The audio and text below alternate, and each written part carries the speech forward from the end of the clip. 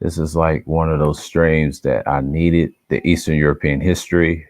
Um, I'm gonna do a lot of things today, so let's check this out. Let me get my stream set up and let me get this on the way. So that's just the whole point.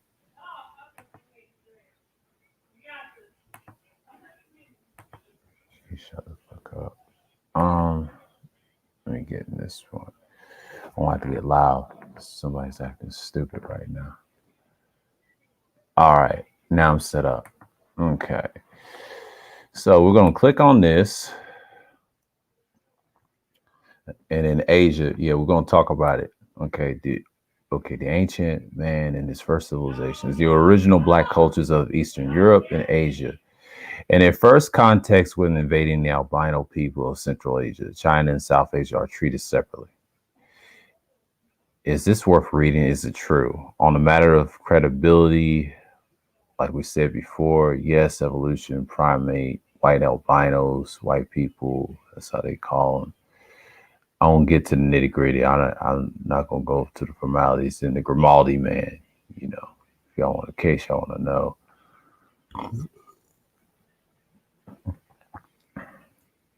We're gonna skip the formalities. Sub-Saharan genes, um, more. I'm gonna skim through this. I'll after I get done reading this, I'll put the genes in it. Okay. So, a matter of fact, I might as well do it now because I'm not gonna read like the top part. I explained that in my previous Black historical.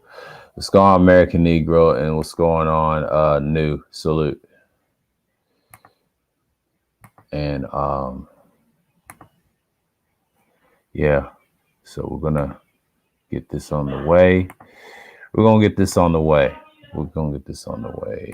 Yeah, I done shout the brothers out. So we're gonna do this. Yeah, there's the link if y'all want to catch it. Okay. We're gonna do this. Okay, the face of the first European. Hold on. Hold on. I got background noise. Hold on.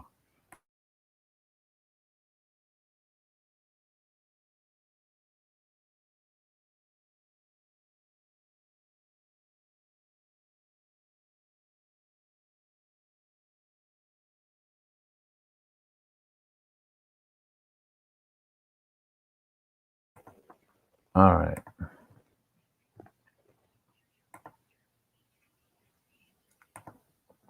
Okay, face of first European newspaper story. Quote, this clay sculpture portrays the face of the earliest known modern European, a man or whom who hunted deer, gathered fruit and herbs in ancient forests more than 35,000 years ago. It was created by Richard Need, one of the Britain's leading forensic science, using fossilized fragments of skull and jawbone found in a cave 7 years ago. His creation offers a tantalizing glimpse into the life before the dawn of civilization. It also shows the close links between the first European settlers and their immediate African ancestors. It was made for the BBC Two series, An Incredible Human Journey, but this will follow the evolution of humans from the cradle of Africa to the waves of migration. They saw Homo sapiens colonize the globe. The program will be shown on BBC Two at 9:30 p.m. on May 10th. That was around that time when this thing came out. Yeah, they upgraded since then. Yeah, I remember when it first came out too. That was back then. The head is based on the remains of one of the earliest known automatically modern Europeans. The lower jawbone was discovered by potholders. Passera Osa, the Cave of Bones, located in southwestern Carpathian Carpathian Mountains of Romania in 2002, but the rest of the fragments were found the following year. The bones were carbon dated to between 34,000 and 36,000 years ago, when Europe was occupied by two species of human. They were the Neanderthals, who had arrived from Africa 10,000 of years earlier, and more recent humans, also known as Cro-Magnons. Cro-Magnons, they would say, right? Interesting. Those are the two.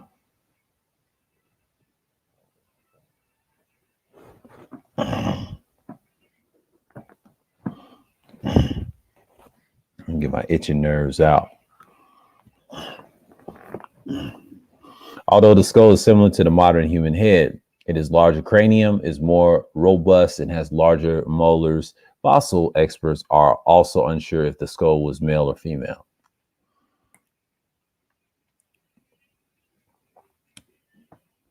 Let's read this. Yeah, somebody's too damn loud sometimes. I'm gonna have to get stronger headsets. Oh, peace. Okay. Yeah.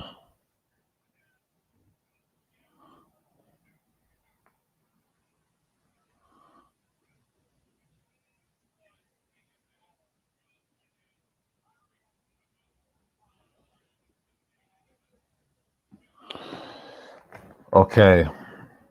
Modern human skull of modern human skull of a black person constructed from fragments found in Pestra Co Ose, the cave with bones located in the southwestern Carpathian Mountains of Romania in 2002. But the bones were carbon dated between 34 and 36,000 years ago. Clay sculpture portraying the face of the earliest known Eastern European, made from the modern human skull of a black person, constructed from fragments found in the same thing, in the mountains, are erroneously declared to be the first European. Grimaldi is thought to be the first European. So this is the Grimaldi species of the Grimaldi man, what it looks like in civilization to come to Europe. And that's what it looks like.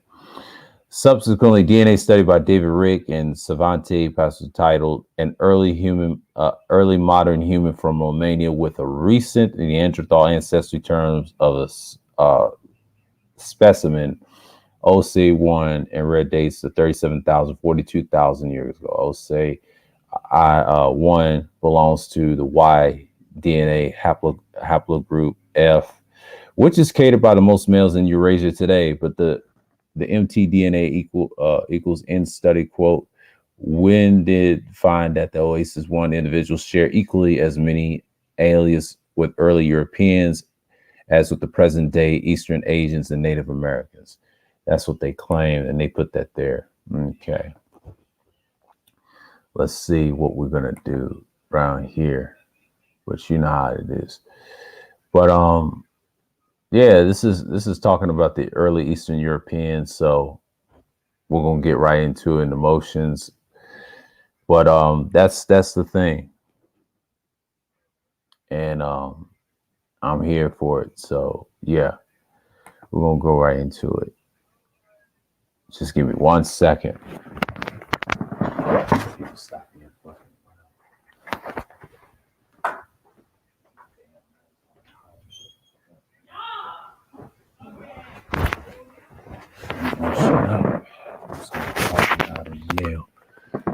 I'll do this. Okay, let's do this again. Okay.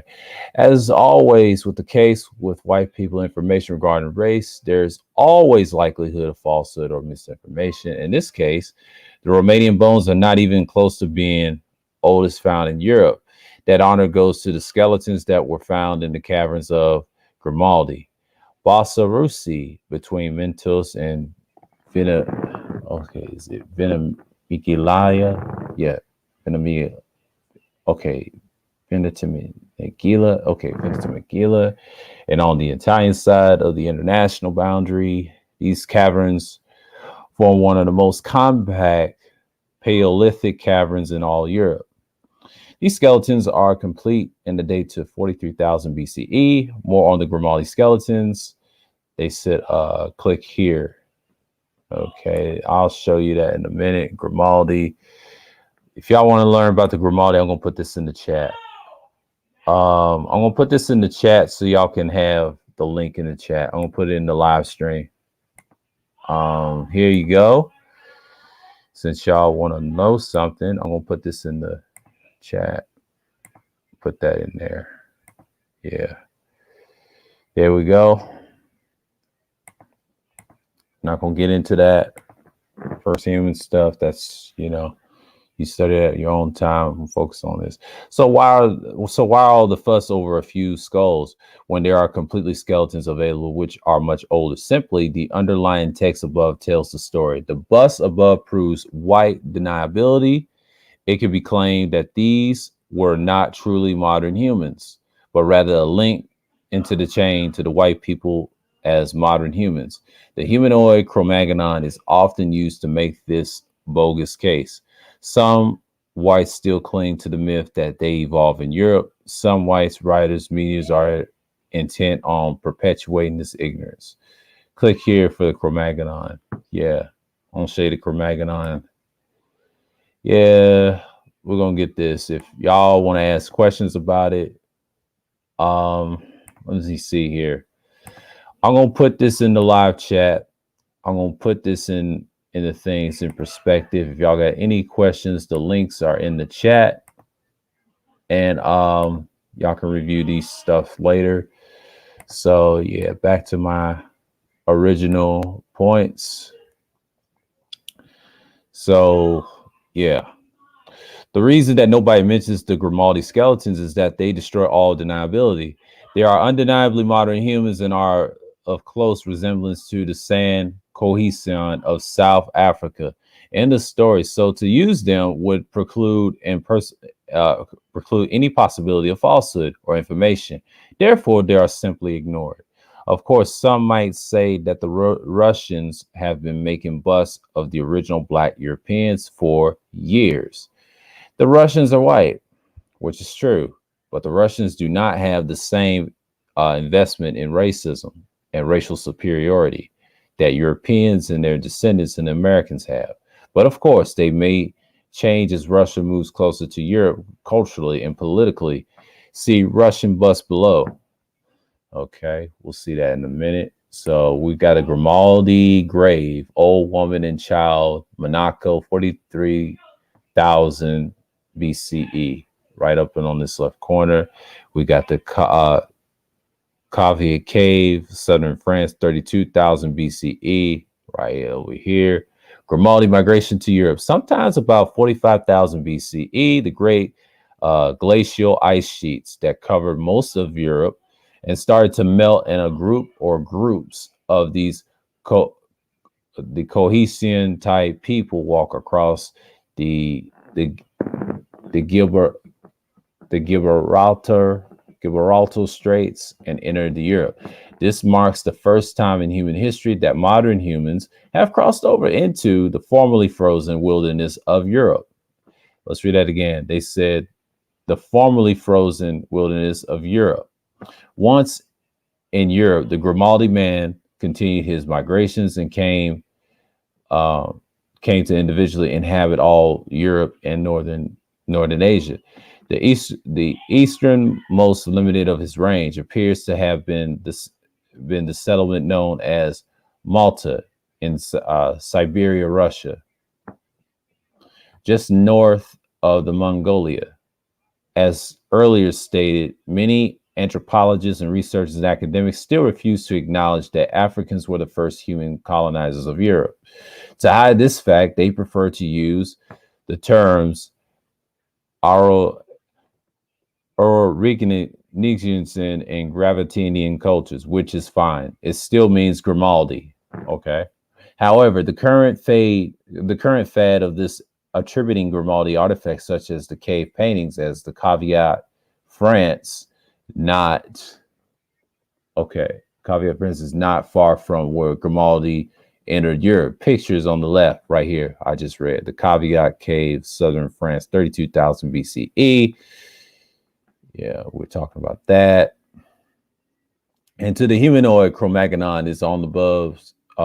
It's all in ways of mystifying. But the first Cro-Magnon was not on a fully modern human. Whites themselves describe Cro-Magnon as an archaic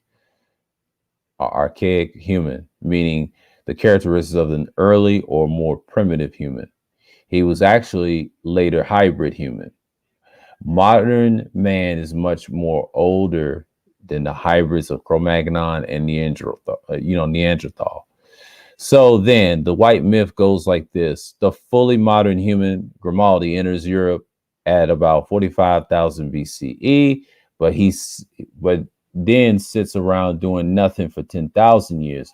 Then at about 35,000 BCE, but the archaic humanoid Cro-Magnon enters Europe. He then immediately sets about creating the most magnifying art known as to the ancient man. All the all the while in modern man Grimaldi, he is black, to sits around doing nothing. It is from magnifying Cro-Magnons that the white people later evolved, wanted to be the agreeable. Okay, that could work provided Cro-Magnons were idiots, savants, but a person affected with this with a mental disability such as autism or mental, I ain't gonna get into that, the MR they got, okay, who exhibits exceptional skills of brilliance in some limited fields such as art, mathematics, and music. I don't know why they say autistic. Oh man, they crazy. They going in. But of course, it still doesn't settle the racial issue because uh, thought different Cro-Magnons like Grimaldi was Black African. And we shall see they didn't turn into white Europeans. Laughable suggested. But here's how white people handle the minor little detail, not headline below. And I'll give you the headline. I'll give you the weak ass headline. Put this in here. I'm going to copy and paste it. I'm going to put it in the live stream. What's going on, Mike? Salute. Because this is what they're doing. So we're doing this today, right? We're going to have to chill. Click here for the story, magnifying story. Man, I don't know, man. I don't know what y'all be on. Yeah, I'm gonna click this down. Yeah. Okay, let's go in here. Okay. Oh shit, my fault. Original black culture, so I'm right at it. Yeah. White Europeans, some laughable, but some whites handle the minor details below. All right. The stereotypical female, stereotypical females. Okay, that's a pig female. I ain't gonna say the steep pig. Yeah, I ain't gonna try to pronounce that, but that's the females in Europe. They try to stereotypically what they look like. Tracking Grimaldi, I don't say PGI, is a high degree of a fat accumulation in around the buttocks, extending the outside front of the thighs, forming a thick layer reaching sometimes to the knee. This constitutes a genetic characteristic of some cohesion females. It has also been noted among the Pygmies of Central Africa and the Adamis nigritos, or the Adam Adams. Yeah, Adam Islands. My fault. Adam Adamese or Negritos of the Adam Islands. Among the cohesions, it is regarded as a sign of beauty. It begins in the infancy and is fully developed by the time of the first pregnancy, while the cohesion afforded the most noticeable examples of its development. It is also by no means rare in other parts of Africa, occurs even more frequent among male bastards than among Coca-Cola women. But the Grimaldi cohesion women, that's what I mean. And an admiration of the steep Topiki females together, yeah. Was it pronounced Steve?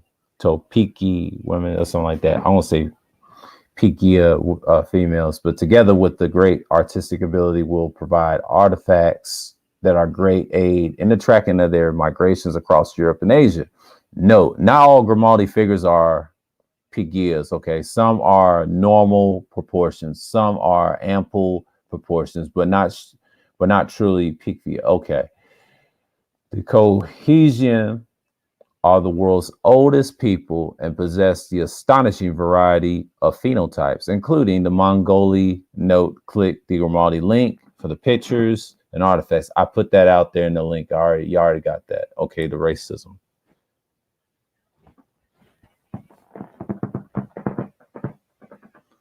Yeah.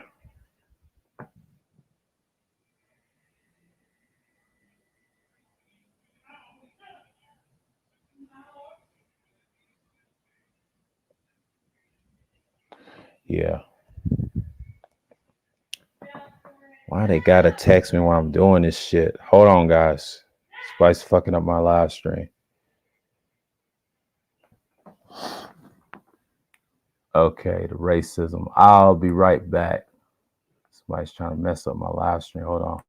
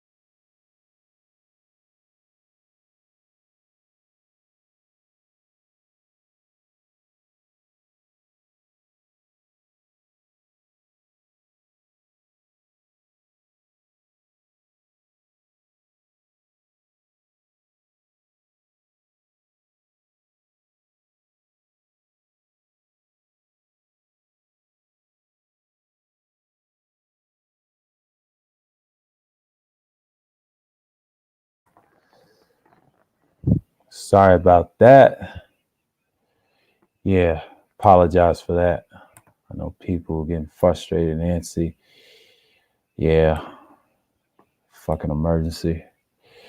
While reading through this page, subsequently pages on the site through the must come where at the life link images of these supposedly black prehistoric ancient peoples. Logically, if they called paints images, blah, blah, blah, mix, other paints the right, wrong. Yeah, it talks about the racism, white racism. Yeah, I'm not going to get into this. I'm going to skim through all that. Arabs, Egypt. You can look this for yourself. Yeah, artifacts. Oh, they're giving me links. Okay, my fault. Let's talk about the racism. Oh, this is important. My fault. Logically, if they could paint like the images of the bull, such as the calf paintings, caveat France from the early 32,000 BCE, but they could have painted like images of themselves, made like figures too. So where are they? This brings the crux of the matter. White racism It is known as exactly when racism became institutionalized in the white people because, though carefully hidden, the founding white civilizations, the Hellenese continuation of the Black Greek civilization, the Latin continuation of the Black Etruscans, and Black, a lot of people call it Celtic or Gal, but it's Celtic and Gaul. Okay, civilizations were extremely biracial, but the biracial nature of the European society continued well into the Middle Ages, beyond which times many of the noble families of Europe were still Black or mixed race. So let's look at this. If you want to talk about it, let's go with the paintings, because I know people are getting frustrated over here. I'm just gonna put it out here, copy, because I got a live stream dealing with. I know people trying to interrupt. It's just the worst time to get me at. You don't do that. Don't do that on a live stream. That's the worst time on a live stream. You don't. That's a no-no. Rule number one: don't mess with someone's live stream. I'm trying to produce content, and then y'all gonna fuck it up for me, for the next person. Because I've been wanting to do this alone. I couldn't do that at 3 o'clock. If I would have scheduled it different, I knew there was gonna be some bullshit. I knew. I'd have said fuck it at that time, but I'm not gonna deal with that. I'm tired.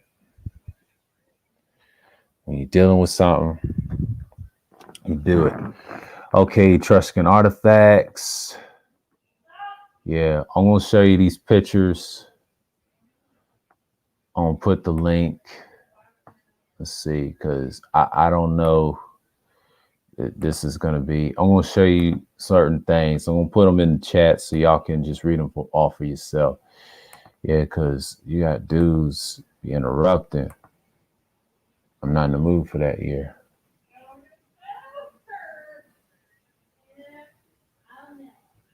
I'm not in the mood for that. And then Greco-Roman, the media passed them. Yeah, y'all can read some of these. I'm not gonna read them all because I'm reading something else.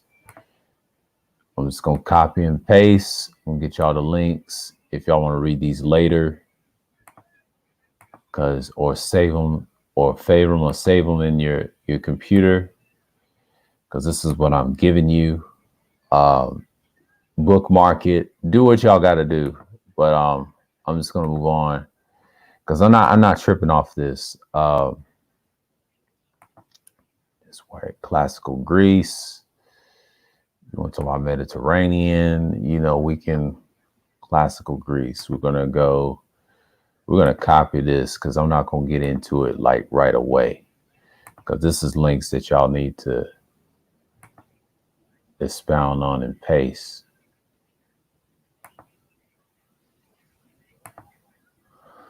And yeah, man, like I'm gonna get this in a minute.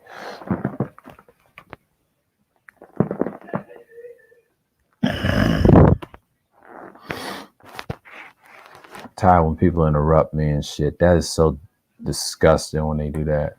That fucks up my flow. I was into it until people kept interfering, and I'm not doing all that shit. Like, don't fuck up my live stream. And I was getting it in, but somebody had to fuck it up and say, hey, let's, do this, do that. I'm done with that. I'm not gonna be walking around and doing all this weird shit.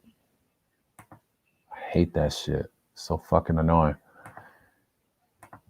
It's a difficult subject to get off because, motherfuckers want to ruin shit. All right. Excuse me, y'all, for the languages, man, because dudes be messing up my shit. Okay. Some speculated that white racism developed because of the resentment on the part of the white peasantry to the wealth and privilege and enjoyed by the Black elite. Some speculated that white racism developed because of a need to salve a wounded consequence because of its atrocities committed in America's and then subsequently trade in sub-Saharan slaves.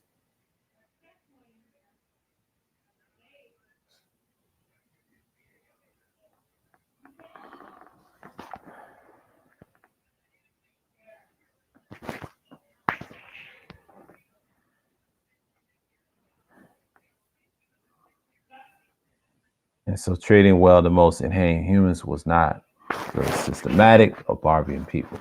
Therefore, the whites could continue fantasy of thinking themselves an enlightenment and advanced people, as it was indeed in fantasy contrary to contravariance of modern white historians. Whites in Europe had failed miserably at building upon the advanced civilizations that they had taken by force, formed the original black inhabitants. No device, no science, no art of the classical Greek of Roman empires can be shown to have not existed elsewhere first, previous to the wealth takes from the Americas and the Industrial Revolutions, a revolution of the 1700s, that is 16th century.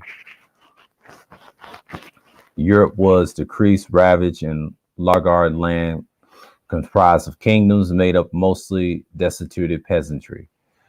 Up until the time of the Industrial Revolution, white Europe had produced absolutely no advancement of any kind. As an example, but the first steam engine, called the Aliophile, was invented by a black Egyptian, but Heron of Alexandria, 60 CE. Egypt was under Greek control at the time, but he also invented the first windwheel, which led to the windmill, and gunpowder seems to have co-invented by the Chinese and the Indians. Okay. What you said, the Chinese and the Indians? Okay, around 800 CE, with the Indians being the first to use with its projectiles. Well, the first actual gun was like invented by black Egyptians, but certainly the first used by Egyptians against the Mongols at the Battle of Anjalut in 1260 CE. But Egypt was under the Turkish control, and the list goes on. Yeah. So, I'm getting right into the meat of it. So it may be the white racism and defensive contravance designed to develop us against them mindset among the white populace that would encourage cohesion and thus advancement. But whatever the cause, sometimes after the Middle Ages, whites embark on a campaign to write blacks out of history, not just for European history, but the world history as well. But no, whites are the least numerous of the races. In time, according to Europe's albinos not only were the Greek, Roman, and Etruscan and Celtic and Gaul civilizations created by whites, but laughably the Egyptian, Phoenician, Carthaginian, Sumerian, and Persia, etc., all of them. Now, when the writings and artifacts of ancient black people from all over the world, those people who invented were prolific in arts and the sciences, they who invented the civilization. Now their likeness are now somewhere to be found. And when a black face does show up, it is said to be face of a slave. That's what they'll say. Yeah, they'll say face of a slave. That's how these other groups identify those. And it's, this black scholar debunked a lot of stuff. Most grievous, perhaps, in its arriving white Turks circa 200 CE, who, because of the admixture with the indigenous blacks and the territories that they're conquered, felt justified of assuming the identities of those ancient blacks, and now the Turks claim to be Arabs and Egypts and Sumerians and Berbers and Persians, etc. So, yeah, man, it's one of those topics that it gets steep. We try to put this on Kuda's panels, and some people got emotional. So, but many consider it the most offensive a Turkish tribe. They call them the Khazars, assumption of the Hebrew identity, but they're not even having much in the way of the admixture with blacks. But now they are no longer Turkic Khazars, but rather they are now, they will say, the Jews. But but this, of course, was made easy by early whites who had taken to portray the Hebrew Jesus Christ was a white man. Yeah, you know how that is. I'm not a Christ believer, but that's a whole nother topic, but he's a scholar. They just give you history. Some people believe that, but it's a lot of history. It's going to be reconfigured in the future. So I'm not going to get into the Gross Turks faking it as Arabs, Egyptians, Sumerians, Berbers. Yeah, and the crack. I ain't going to get into this link. I'm gonna give you, okay, I'm gonna give you this whole link so y'all can read it for yourself. I done gave you the rest of the links, but since we're in deep in 29 minutes steep, we're gonna give you this link right here. Congratulations. Boom. I'm gonna give you the whole link. I'm gonna give you the meat of it. Because I'm gonna continue on. I got other cultures to read. Okay. Portraying, but rather they're not Jews, okay? Blah, blah, blah, white man. It must be also mentioned that not all whites subscribe to this bogus, wickedly racist contrivance and that whites call history. See Lauren Brace, an anthropologist at the University of Michigan, in this studies the questionable contribution of the Neolithic and Bronze Age to Europe cranial facial form. Does say that the original Europeans were black people, but honestly, he is so mealy mouthed in saying it, as to a little of us of those seeking truth. But the mealy mouth title of the study says it all. It's a study. I'll give you the links to the studies. If y'all want the studies, I'm giving y'all links and evidence. If y'all want any evidence, holla at your boy. So, if y'all want any evidence, you got any questions, all the links are in the chat.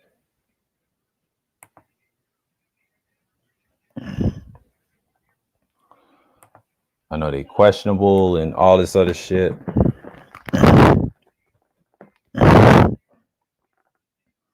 And I know what it is.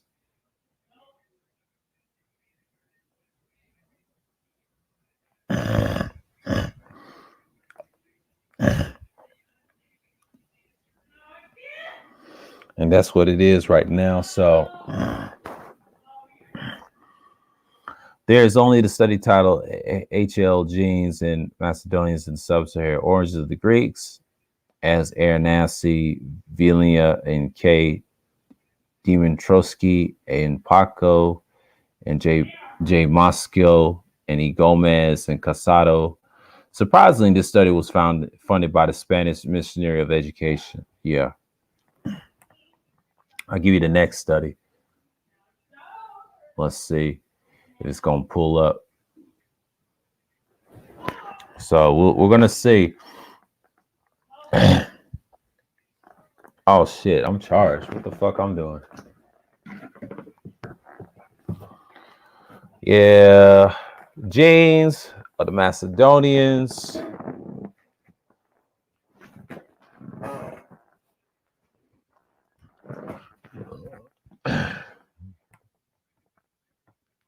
Oh, shit. Let me give y'all some context. What you said in the chat, I'm giving you all the links and proof. And we're going to paste this right away. And there we go. I provide links and everything. So we did it. So now on to the topic. But the study above, the others scattered throughout this site, should not be constructed to mean that the bulk of the modern white researchers and historians are any less racist than the former were. They are not. But today's researchers and historians are just more subtle in their racism. But one of the favorite tools of the modern races is the term Indo-European. Anyone who has ever opened an encyclopedia has seen people from India to Anatolia and all over Europe describes as Indo-European. From previous programming, we have been taught to think white when we hear European. So then Indo-European must mean something with white and Asian Indians, right? Since we know that Asian Indians are in India, then that must mean that all the others are white, right? As you can see from the one example, modern whites are just as vile and petty in their racism and those before just more subtle. But what does that term really mean? See, the Aryan and Aryan sections below for an explanation in studies of Americas, Indo-European wouldn't work. But modern white researchers and historians often use ancient Anu people of Japan to hide the vileness of their races. But we shall use the spirit of cave mummy as an example. But the spirit cave mummy is the oldest human mummy found in North America. It was discovered in 1940 in a spirit cave 13 miles east of Fallon, Nevada, by the husband and wife archaeological term of Sydney and Georgia Wheeler. In 1994, the University of California Riverside anthropologist Irv Taylor examined the 17 of the Spirit Cave artifacts using the spectral spectrometry. Spectrometry. This is a direct quote. This is the results indicated the mummy was approximately 9,400 years old, older than any previous known North American mummy. Further studies determined that the mummy exhibits Caucasoid characteristics resembling the Anu. Although a definitive affiliation has not been established, there is also possible link to Polynesian, Australians that is stronger than any Native American culture. Note, Polynesian is a term that albino people have to apply to the Pacificans, Austronesians, who signifies as white Mongol in Europe admixture, but they reserve the term Malaysian for the original pure black. Pacificans and Austronesians who had resisted admixture or admixing, admixture. Here we go. Here's the people. So just who are the Anu that they use to indicate whiteness? The Anu are the ancient black people who were part of the second out of Africa OOA migration event, and then went to China circa 50,000 BCE. Another people who were part of that event of the Zhong immigrated to Japan at about 35,000 BCE. The Anu followed at about 13,000 BCE. By then, the Anu might have been an admixture of some degree. See below. Today, the Anu have been an admixture with the modern Japanese, who arrived in Japan at 350 BCE to the point extinction. See anything white about the Anu man below? Absolutely not. He's an elder. Dated picture unknown. Andaman Islander. Y'all know these Andaman Islander people. Oh, they vile too. They violent too. And in the Indian Ocean are genetically very close to the Anu people. Yes.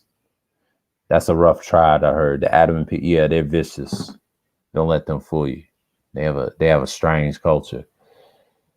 I think I read about them on this site. They look like an interesting culture, but these people they're tough as nails. Don't let that smile fool you. Okay, Kennewick man, whose 9,300-year-old remains were found in Washington State, was given a white-looking bust, but similar to called Anu looking. They gave him a white-looking bust, but technically he has the darker skin. Yeah, because of the genetics and the bone features. It's a dead giveaway. Of course, the average person has no idea what a Anu looks like, nor their genetic makeup or their history. So that Caucasoid tag sticks. Different methods, but in intent in the same vile racism. Similar tactics are used with the ancient Mississippi people in the central United States. Here they are life-like artifacts, which clearly show the people to be black. But as with the Olmecs in Mexico, modern white researchers and historians are so deeply racist that they just can't bring themselves to admit proving that racism and all their violence is sickness. Perhaps embarrassed by comments of 6 years later. This update was published. Update year 2000 research findings. Craniometric Analysts suggest mummy close to the Norse Europeans, followed by Anio people. Okay, and complete reading of the report of the spirit cave mummies, cultural, racial affiliation, craniometric analysts Jantz and Osley suggest their analysts show the spirit cave cranium close to the Norse and the Anio. Should be noted that the probability of the Norse was the 84th, with Anil even lower probability. Page 39 from BLM, documented source below.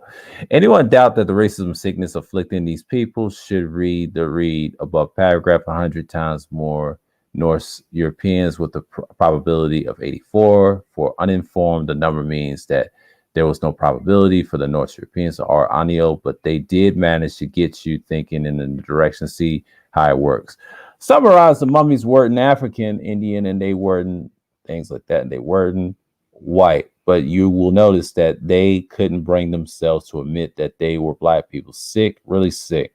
Also known as all ancient skeletons and mummies are DNA tested, but the results are rarely published.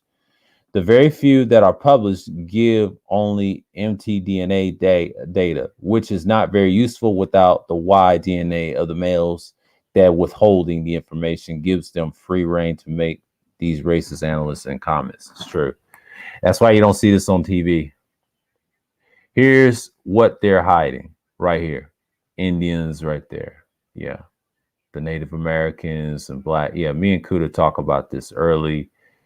That's what they hide. This is a good website, but we're going to get into the Europe cultures. We're going to go past that and let's go to Russia. That was in this thing. So we're going to move it on to original black cultures, Eastern Europe and Asia. Like the thing says, the Kostinsk sites of Russia, the Kostaniki,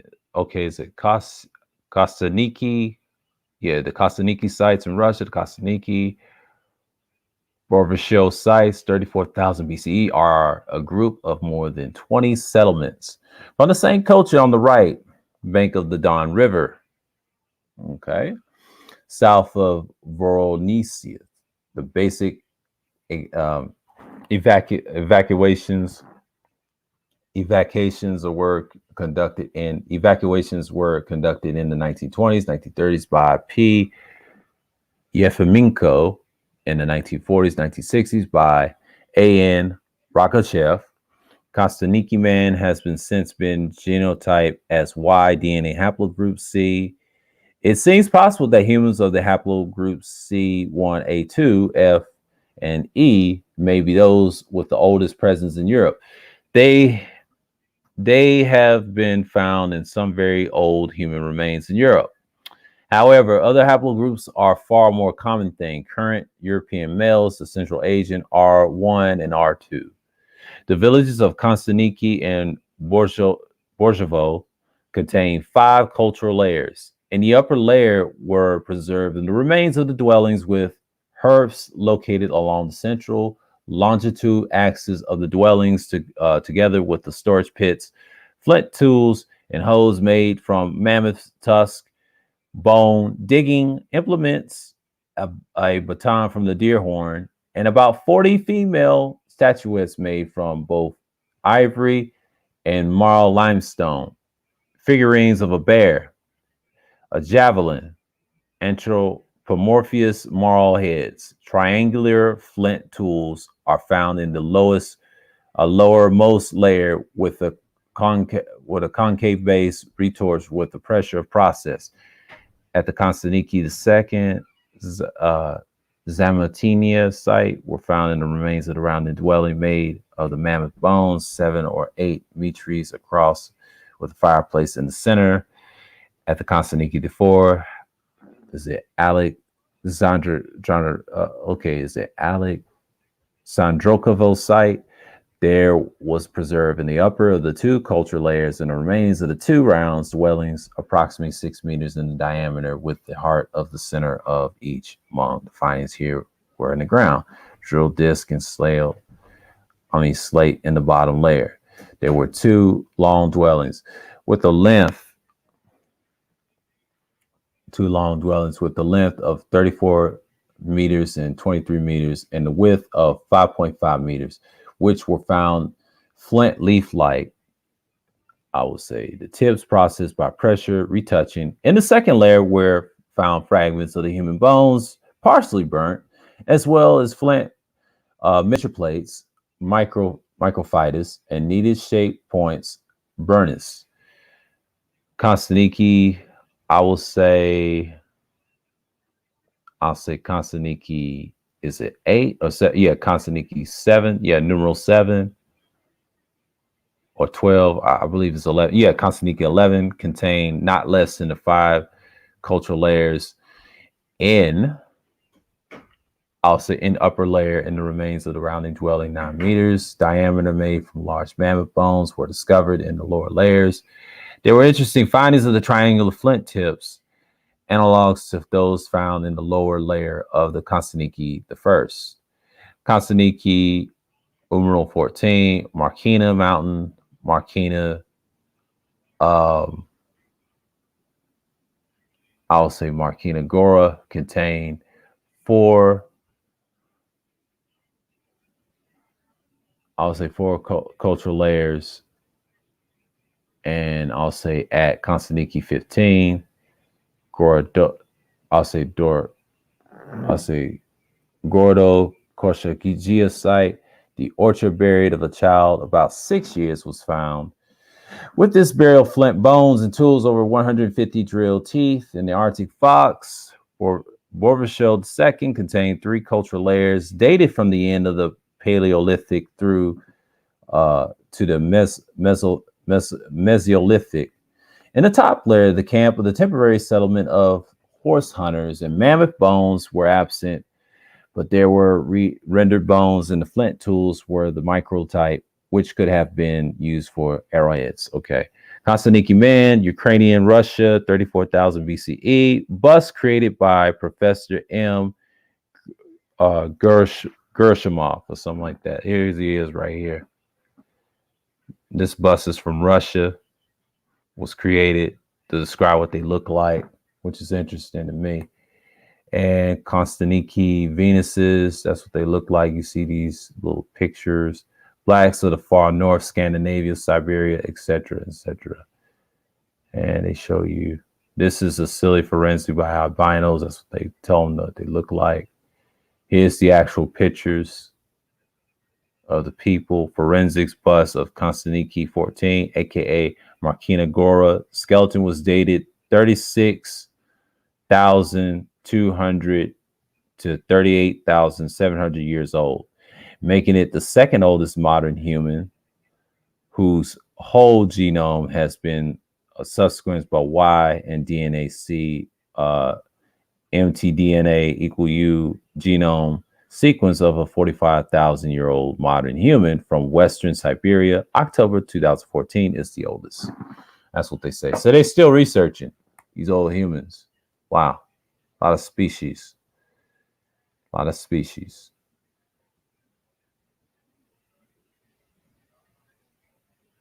Okay. It's a long read. Oh my God. That's a long read.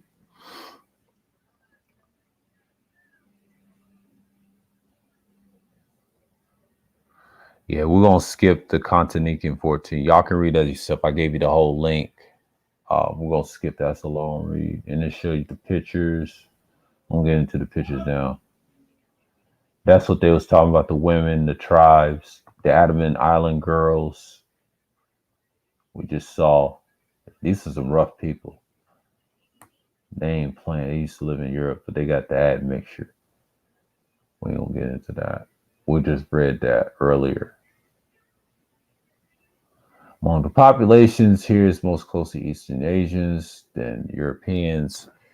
Today inherit some of these genes from different unknown sources, like the population left Africa. Later wave, Neanderthals were still present in Eurasia while he was alive. Sure enough, he carried a similar level of Neanderthal ancestry as present-day Europeans in Asia, 2 to 3% of his genome. So, you know, as we can see. And yeah, living outside Africa, carrying between 1.7. So he goes into Neanderthal DNA segments Ushi-Ishmian man are much longer. Neanderthal gene flow into his ancestry must have occurred 7,000, 13,000 years before his time. That means his ancestors mixed with Neanderthals about 50,000 to 6,000 years ago. 50,000 to 60. I'll say 50,000 to 60,000 years ago. Okay. Which is a close to the time of the major expansion of modern humans out of Africa and the Middle East. It's no such thing as the Middle East, but it's all one. But okay. But we ain't there yet. We ain't there yet. The geographical, I wish he do research on that. But man's still digging. You know how anthropology is. And the technology is going to have to change that. And Klesso and Max Planck's Institute for Evolutionary Anthropology says in the news release, previous estimates of the timing interbreeding between modern humans, Neanderthal ranges widely from 37,000, 86,000 years ago. This paper definitively says it was modern humans with the modern behavior that interbreeded. Okay. So we're going to have to indulge that. And that's what we're going to have. Now, 40. Yeah. Top 5, 25 minutes ago.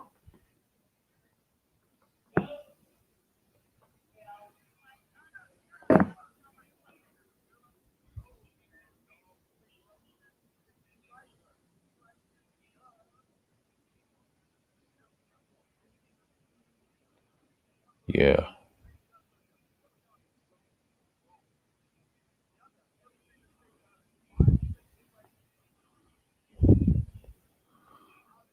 Yeah. We're going to see this through. Yeah. Interbreeding humans. Okay. New scientists, they write. Furthermore, the measures mutations, this individuals comparing people. Now, the team found between for years and all that. Okay. We won't skip through. The senior site, Russia. The senior site. I did a piece on this on my old channel. So the site Singular 26,000 BC. Okay, let's see what's going on in the chat. Oh damn. Woo, they gone, ain't they? Oh wow.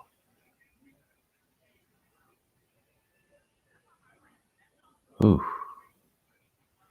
That's wow, they over here. Well, you know how people are. I'm not paying no attention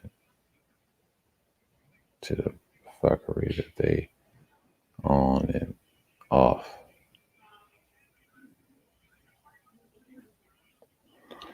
I know.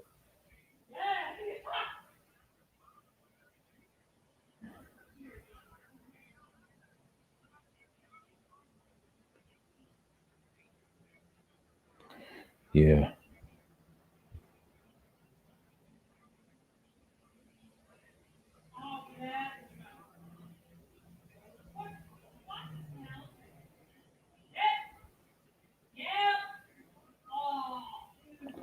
Yeah, he keeps talking about the bullshit, right?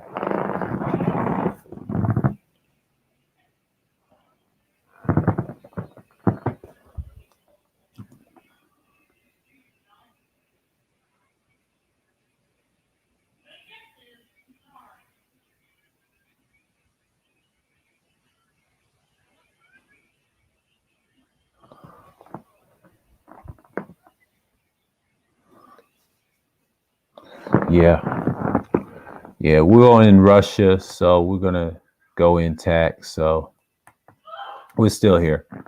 Okay, discovering during the clay extraction operations in 1956 was activated by the Otto Batter from 1956 to 1997. I mean, 1977, my fault. 1956 to 1977, my fault.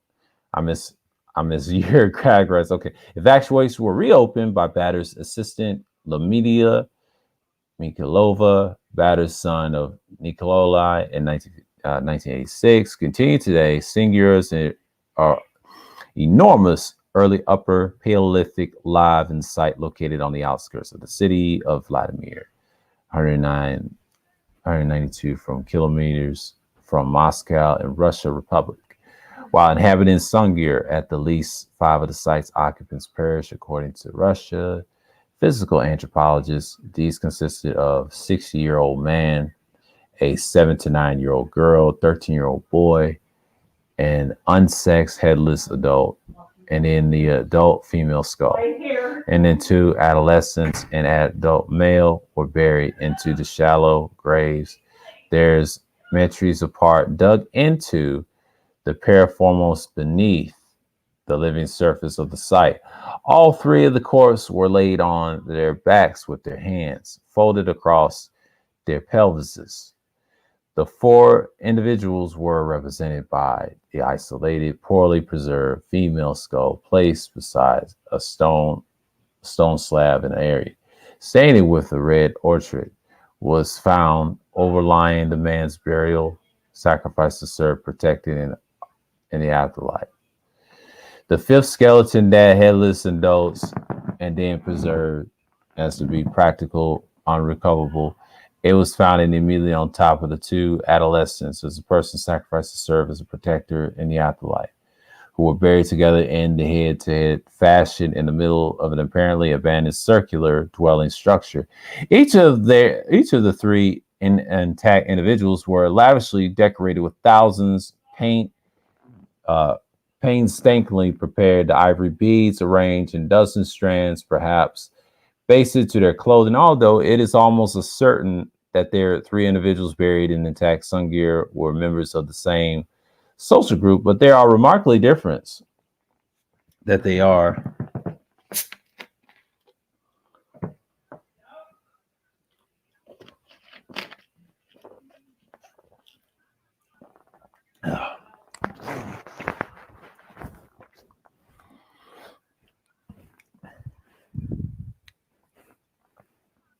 So, corpse laid on. Okay.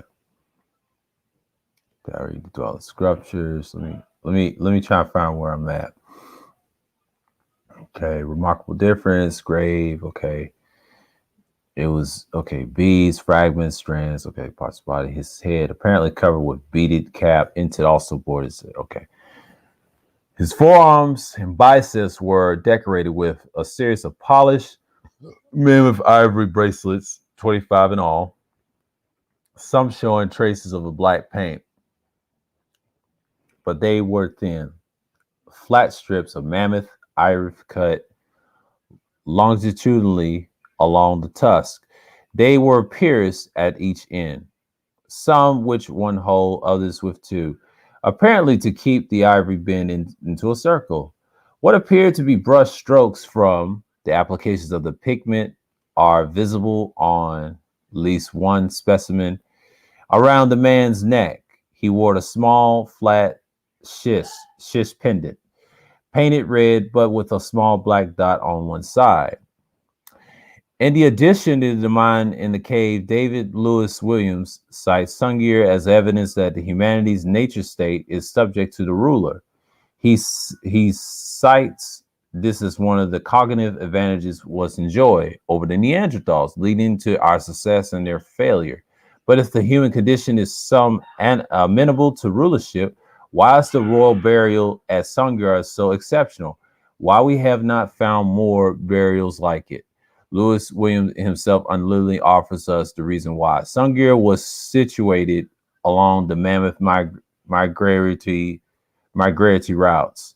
There was such a glut of mammoth meat once a year that these foragers could afford to remain stationary. Thus, they develop a complete society, including royalty. That's what these people look like. That's their culture. But they probably extinct now. The site of Malta, Siberia, Russia, and the vast territory of Central Asia. Yeah, this is going to be a long one. Um, yeah, and it explains the Grimaldi man. So Siberia, that's the little pictures right here. It's the Arctic. This black man is the descendant of the original black settlers of the far north. The Mongol people came later, such as the Siberian Maltili, Russian Sangir people, circa 25,000 years. The title, frontal, and profile views of Laplander anthropological studies of expedition of the Prince Roland Bonaparte, 1884, printed in 1886. Sitter name Anders and Anderson onto the attributions of the collection of Du Prince R. Bonaparte. Phototypology Rochi, 48. The photographs are house in Norsk, supposed to be Norway. See, they ain't gonna show you that. Yeah, he's a settler back then. It's talking about Europe right now. I can give you all the rest. Yeah. So, oh, you want to read about the Dobroji people? So, I know people ain't coming through. So, yeah, I gave you all the links. Yeah, it's an hour and we're going to go in. So, I know people's live streaming right now. So, I know what's up.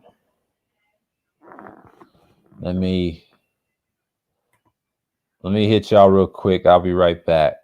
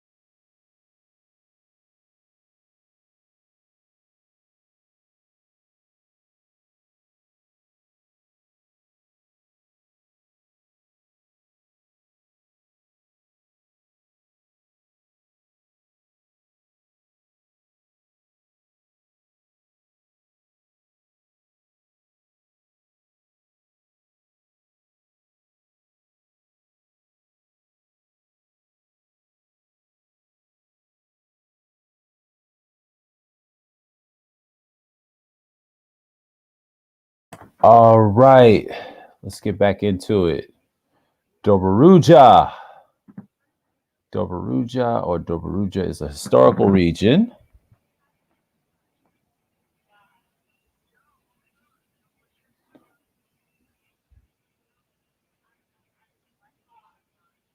Oh, God. Yeah. It's a historical region shared by Bulgaria and Romania, located between the lower Danube River and the Black Sea, including the Danube Delta, Romanian coast, the northernmost part of the Bulgarian coast. But the Hagmanagia was Middle Neolithic cultures, and Dobruja on the right bank of Danamo and Montanina, Romania. It is the site of Baia and Hagmanagia. Hagmanagia culture is connected to the Neolithic of the Danube River Delta, Dobruja. It includes the Venice and Dudius and Carbonova the third culture elements. It's the name of Necrophiles and where the famous statues, the thinker, the sitting woman, were discovered at the Ephenomous site, Baio Hagmanagia, Romania. It was discovered in 1953, along with Lake Glavida, close to the Black Sea coast, Romanian province of Dobruja. Yeah, so this is a long one.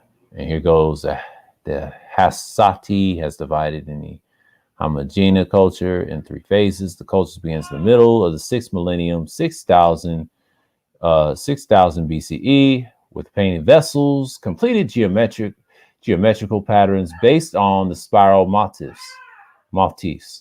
The shapes including pots and wide bowls. So clay female figurine in form of jar incised with traces of paint. 3000 BCE, Vedra, Bucharest, Romania. The Gumalintia culture, Dobrogorija, Romania. Neolithic fertility goddess, Dobrogorija, Romania.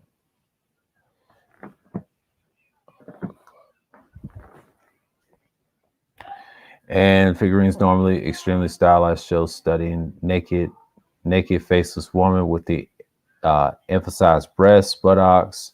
Two figurines known as the Thinker and the Sitting Woman are considered masterpieces of the Neolithic art. The settlements consist of rectangular houses in one of the two rooms built weather to daub, sometimes with stones foundations of Dura Narka. They are usually arranged on the rectangular grid and made from their small tails. Okay, we just see that right here. The clay woman figurine from the jar insists and with traces of paint 3000 BCE to Vidura, Bucharest, Romania, Neolithic fertility goddess. Yeah, these are their gods, by the way. These are fertility gods.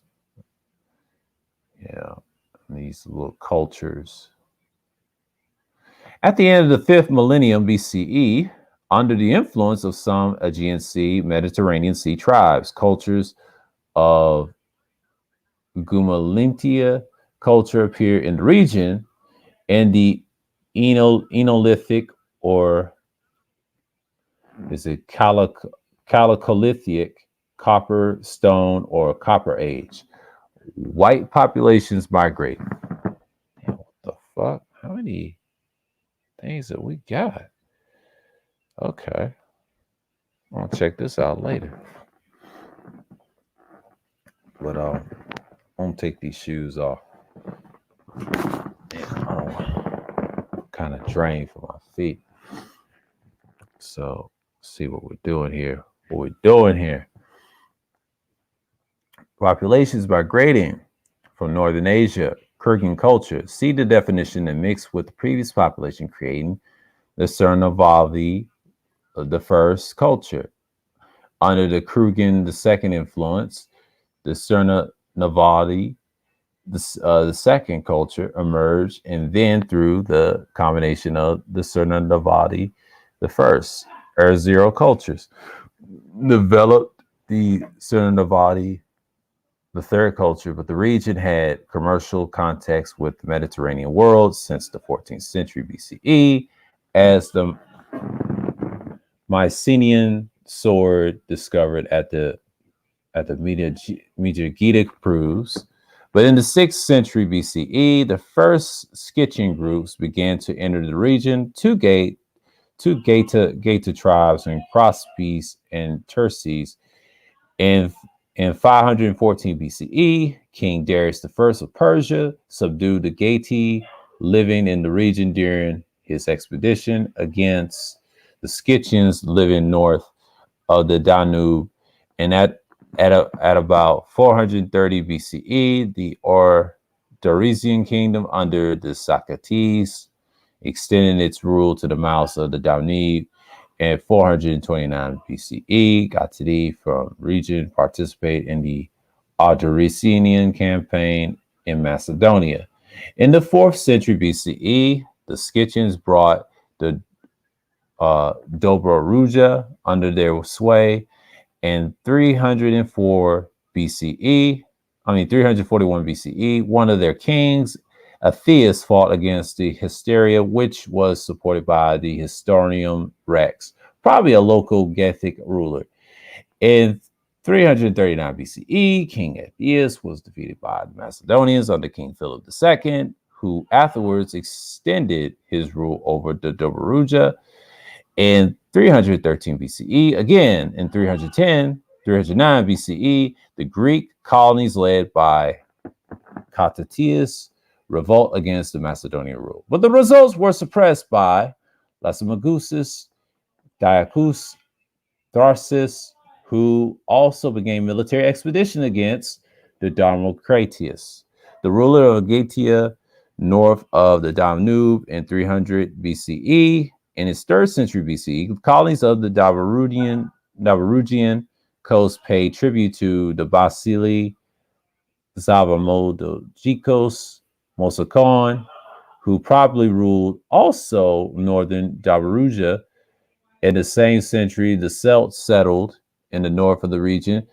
In 260 BCE, the Byzantinion lost the war with the Catalotus and Hysteria for the control of Thomas at the end of the 3rd century BCE. In the beginning of the 2nd century BCE, the Batamenians settled in the area of Danube Delta around 200 BCE. The Thracians king Zoltes invaded the province several times, but was defeated by the Rhamaxios, who became the protector of the Greek colonies around 100 BCE.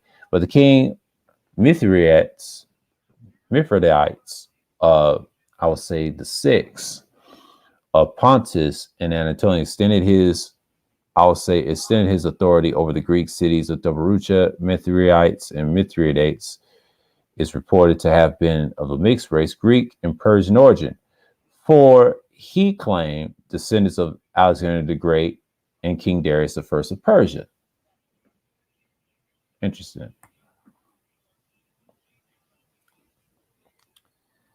Vinca culture. Here we go. Damn, this is a long read. How many hours we been? 1 hour, 18 minutes. Yeah.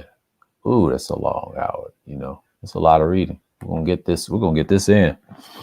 I don't care who's watching. It's like a video to me. Because it's live streaming. I know people are not watching. I'm just getting content for y'all. I'll get the views on the playback. So 29 playbacks. Yeah, that's all that matters. I'll get the views. Don't get me wrong.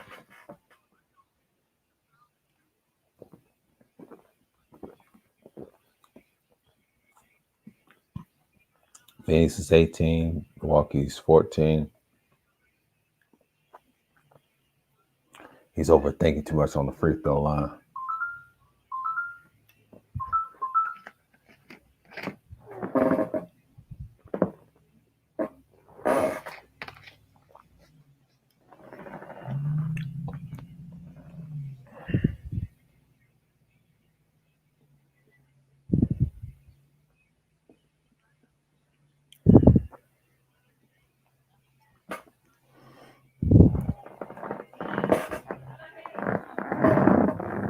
Vedic culture was an early culture between the 6th and 3rd millennium BCE, stretching around the course of the Danube is what is today Serbia, Hungary, Croatia, Bosnia, and Herzegovina. I would say Herzegovina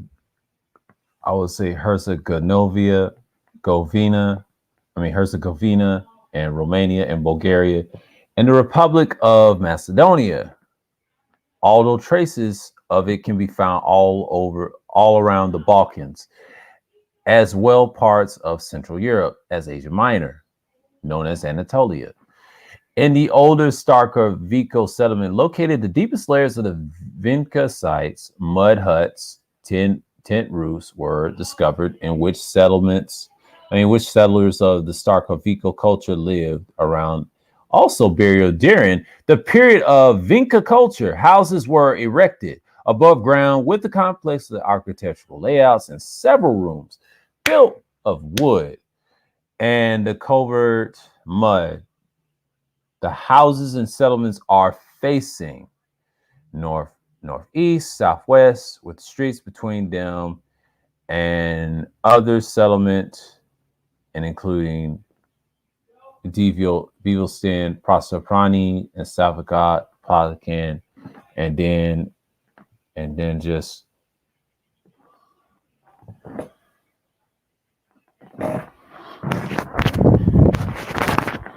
and then that's it. But I'm sorry about that. Nerve pop. Cultures and complex layouts, several rooms and built layered in mud. Okay, settlements are no vest in streets between other settlements, devious and culture. Okay. I'll be back for a second, y'all. Hold on.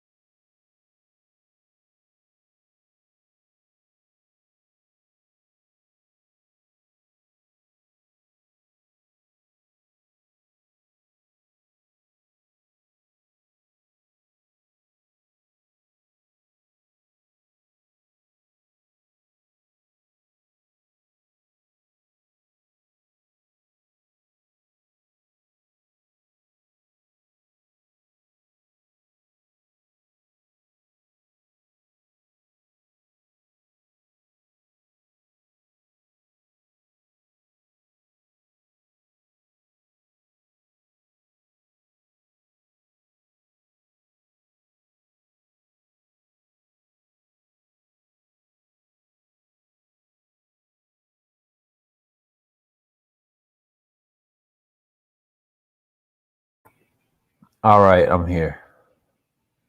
Yeah, I need better headsets in the future. I will. Hold on. I'll upgrade the mic soon enough. Okay. Okay. Vinicavisis, oldest spa. Okay. Let's read this. So hoses, specifically for rubbish. Their dead were buried in cemeteries. People slept on the woolen and fur mats and made clothes, wore flax leather figurines. Okay, found over deities. Yeah, I read that. Okay. In the oldest spot. Okay, preliminary dating of the Polychnik Metal Workshop with the furnace and copper tools dated to 5,500 BCE. If correct, that indicates that the Copper Age could have stated in Europe in 500 years or more earlier than previous start. The sophisticated furnace and a smelter feature earthen pipe like air vents with hundreds of tiny holes in them, and the chimney ensure air goes into the furnace to feed the fire, and the smoke comes out of the way. And the workers of copper and workshop found elsewhere and from later periods. One thought to indicate, and then the beginnings of the copper age were less advanced and didn't have any chimneys in the workers' theirs, but had to blow air in the fire with bellows. Vinica people left little signs of their language, which may be isolated from any language existing today in their writings. The Vinica symbols might be the pictograms. Vinica symbols are signs known as the Vinica alphabet. Vinica uh, Turdas script, Old European script, are a set of symbols found in prehistoric artifacts from southern Eastern Europe. A few scholars believe they constitute a writing system of the Vinica culture. In 1875, archaeological evacuations led by the archaeologist Zizofia Torma, 1840-1899, at the Tordos, today Torde, Romania, unearthed of the cache of the objects inscribed with the previous unknown symbols. In 1908, a similar cache was found during the evacuations conducted by Milojal Vasquez in 1868, 1956. Vinica suburb of Belgrade, Serbia, some 122 kilometers from Tordos. Later, more such fragments were found in Bananikia, another part of Belgrade. Since then, over the 150 Vinica sites have been identified in Serbia alone, but many, including Vinica itself, have not been fully excavated. Evacuated. Excavated. Evacuated. And thus, the culture of the whole area is called the Vinica culture. The script is often called the Vinica Tordo script. This discovery of the Tartatoria tablets in Romania by Nicholas Valasa in 1961 reignited the debate. Valasa believed that the inscriptions to be pictograms, and the findings were subsequently carbon dated to before, I will say, 4000 BCE, 1300 years ago, earlier than the date he expected, earlier even than the writing system of the Sumerians and Minoans. To date, more than 1,000 fragments with similar inscriptions have been found on various archaeological sites throughout southeastern Europe, notably in the Greece, Dispilo tablet, Bulgarian form, Yugoslavia and Romania, and Eastern Hungary and Moldova and South Ukraine. Evolve independently in a number of societies. Indeed, there are some similarities between. Okay, my fault. I skipped this. Hold on. Chinese scholars have suggested that such signs were produced by the convergent development of what it might be called a precursor to the writing, which evolved independently in a number of societies. Yeah, I skipped that Chinese part. My fault. There are some similarities between some Sumerian cuneiform script, stone markings from the Katakochuku in Turkey, and Kamanyan, Muya in southern Ukraine, both predating the Vinica culture by several millennia. These people are likely the haplogroup 1, the Celts and the Gauls, so we call them Celts and Gauls, who may also have been formed the Kutini Tripilian culture. They were conquered and Kurganized. See definitions below. By the horses riding Indo-European white nomadic tribes. That's what they were saying. So, and you see this, that's a little culture that they have. I ain't gonna read the rest. I'm gonna skim through. We just talked about, and that's the goddess, that's their culture. Yeah, man, it's just their culture, and that's the people. I'm gonna skim through. Y'all can read the rest yourself. This is what I was talking about. These are the cultures that migrated up, but in ancient times they probably look different. So, hold on. Let's read this. Modern humans. Okay, Chinese Mongols. This is skull comparison, category 4.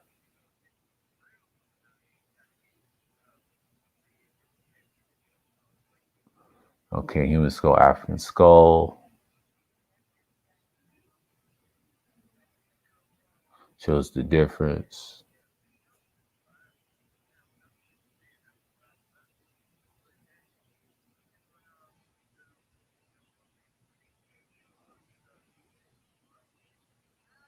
Reiterate the albino European least, nasal. It's a Bushman, Botswana. Yeah, I gave y'all the whole link. Okay, Tharcians people. The origins of Tharcians remains obscure because of the absence of writing historical records. Evidence of the Proto-Tharcians in the prehistoric period depends on the remains found in tombs. Proto-Tharcian tombs can be found dating back to 3000 BCE, but when it can be termed as Proto-Tharcian culture began to form. It is generally purposed that the Proto-Tharcian people developed from a mixture of the indigenous Black people and the white Kurgan invaders during the Kurgan expansion. In around 1500 BCE, see there goes the picture, by 300 BCE, mulattoes were commonplace, but from this mural, it appears Blacks retaining kingship. You see right here.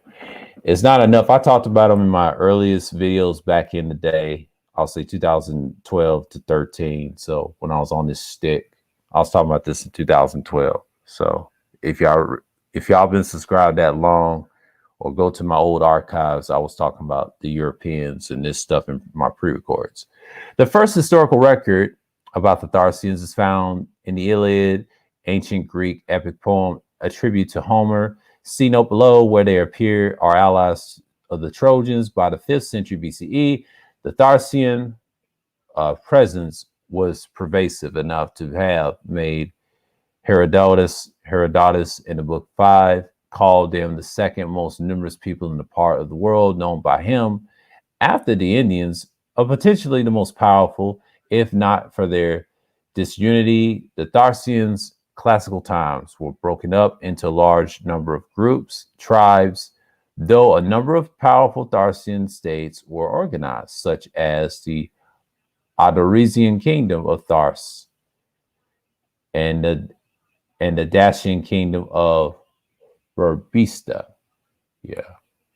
Part of the mural Tharcian couple ritual, funeral feast, brick beheval tomb in the Tharcian necropolis. Yeah.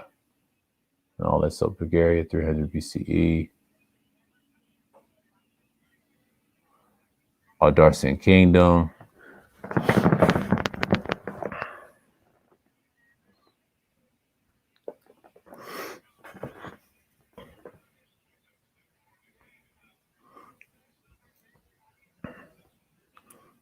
So we in here, right?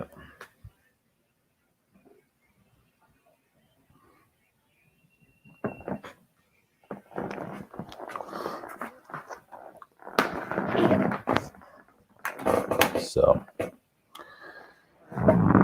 let me hold on. I know it's gone. 1 hour has gone by fast. We started this at what, 8:15? It'll be 2 hours in a minute.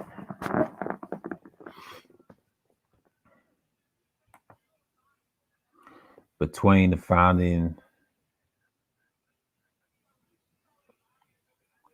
was the founding city of King Suthius III. Okay, is a Sutopolis was a city founded by the King Suthius III. Was the capital of the Ardarsian kingdom, but the city was found sometimes between 325 BCE and 315 BCE. It was a small city built on the site of the earlier settlement. The ruins of the city were discovered, excavated in 1948 by the Bulgarian anthropologists during the construction of Gorgil Dimitrov, later renamed the Koprinka Reservoir. The city is now under in a reservoir. Yeah, that's what it is now. We just read it. Sometimes our Darcian kingdom period, close to the city of Cephalopoulos, and the Tharcian tomb was built. And it consists of the vaulted brickwork, beheval tomb, and contained among things and painted murals and representing a Tharcian couple as a ritual funeral feast. The dark-skinned nature of the king or noble suggests that blacks still survive at this late date in the form of mixed-race royalty. But the tomb was declared an UNESCO World Heritage Site in 1979. As with the Roman Byzantine Empire, black kings and nobles marrying albino princess was probably the price of peace. In the Balkans also, as the Albanian invaders from Central Europe swept in. Yeah. So the white invaders came in later. Okay, the Byzantine Emperor Mananusi Komnenos and his second wife, Maria Antioch, 1100 and 1118 BC, I would say CE, or should I say the 1180 CE? That is the 12th century, the Vatican Library. That's the 12th century picture right here. So true. As so many places in modern day, mulatto descendants of those peace marriages are now marginalized in now white albino societies. Yeah, you see it. Bulgarian mulatto mixed race people of the Balkans, southeastern Europe are often called gypsies. They call them gypsies, which is kind of, yeah, they call them gypsies. Bulgarian mulatto mixed race people of the Balkans, they call them gypsies. These are gypsies. The mulattoes are gypsies. Okay. They call the white people gypsies. These are gypsies. They're mixed. That's what these SYSB brothers be tripping about. They call them gypsies. That's what they look like. That's the people. These are the shit that they don't show you. A golden Greek Pael, part of the Tharcian Panegyria treasure of Bulgaria, 400 BCE. Okay, this is Europe. Marble funerary reflect the depiction of the Tharcian horsemen found Massafina. See, they added this later on. This wasn't around 9 years ago. This guy did more research. He was hiding stuff and put it out. Dated 200 and 300 CE, Museum, Fine Arts, Budapest, Hungary. Head of the Ivory Harpin, circa 500 BCE. Tharcian Brock, Bulgaria, circa 300 BCE. The Slavs, in the 6th century CE, the Balkans were invaded by a new group of whites. These were Slavs and Bulgars. Slavs emerged from the original homeland in Asia. In the early 6th century, spread most Eastern Central Europe. Eastern Europe and the Balkans formed in the process of the three main branches: the West Slavs and the East Slavs, South Slavs. A portion of the Eastern Slavs and assimilating Tharcians before being themselves incorporated by Bulgars into the first Bulgarian Empire. And the Bulgars were originally semi-nomadic people, probably of a Turkic descent, originated in Central Asia from the 2nd century CE onwards. They settled in the different parts of Europe. In the 7th century, the Bulgars established the states of a Greek Bulgaria, Volga, Bulgaria, and the first Bulgarian Empire in 3 separate locations of the continent. The Bulgarian language spoken by the Bulgarian elites was the Orgric branch of the Turkic language family, alongside with the Hunnic, Khazar, and Turkic Avar. Initially, the Bulgarians conquered the steppes of north of Caucasus, around the banks of the river Volga, and then Italo. Between 377 453 CE, the Bulgars, along the Huns, conquered the territories well into the central and western Europe. After Attilia's death, Attilia the Huns, right? After Attilia's death, 453 CE, subsequently disintegration of the Hunnic Empire, the Bulgars dispersed mostly to the eastern and eastern parts of Europe. I'll say archaeological finds from the Ukrainian steppe suggest that the earlier Bulgars have a typical culture of the nomadic horse people of Central Asia, who migrated seasonally in pursuit of pastures. From the 7th century onward, however, they rapidly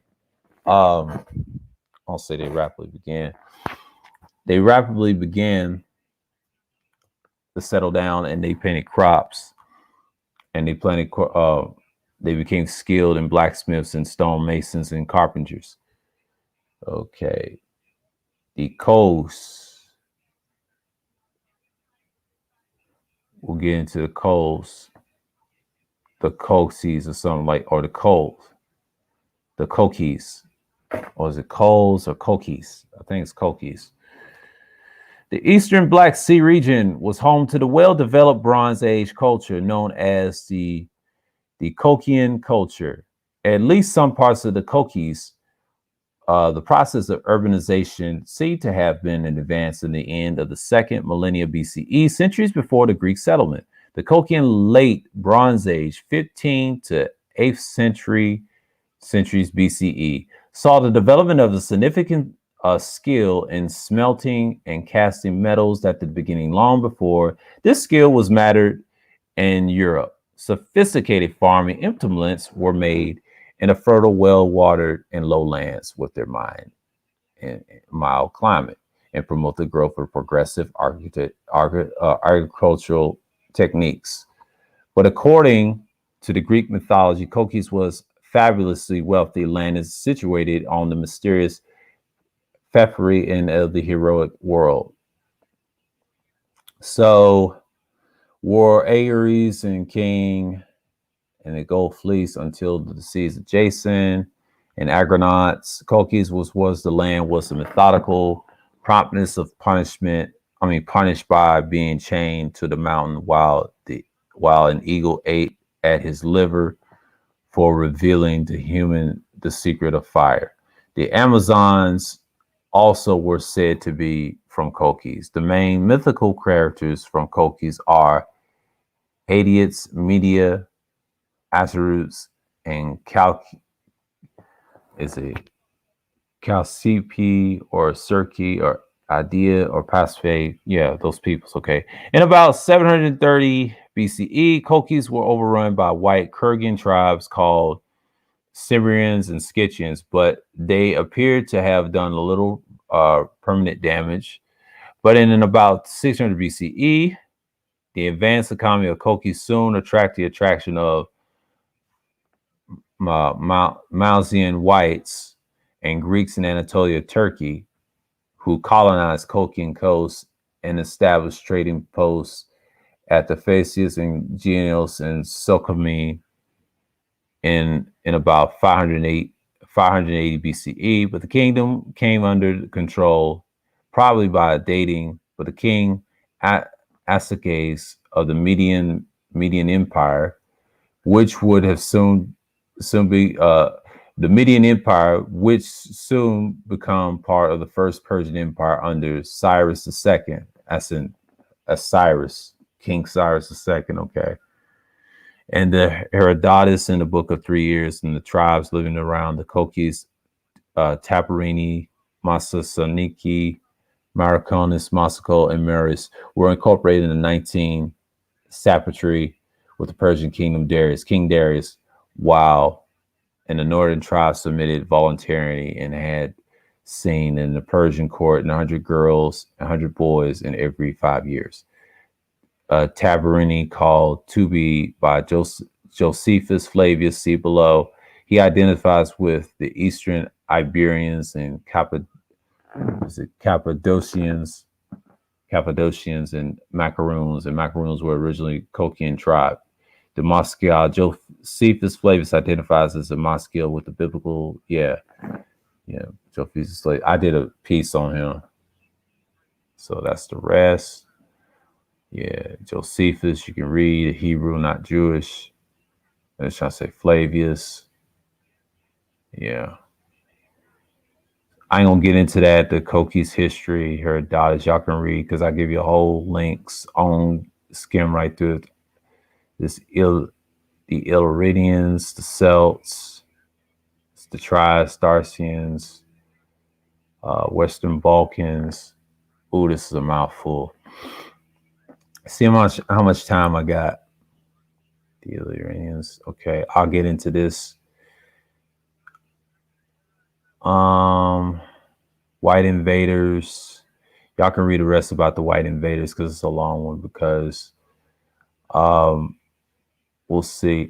I'll skim through the pictures in a minute. They have the naked prey and all that. I'll let y'all read about the white invaders for yourselves. I had the link in the chat, so I want to see what the live chat's going on.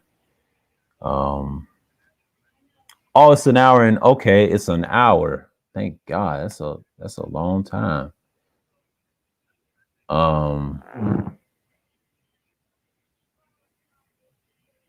What's going on?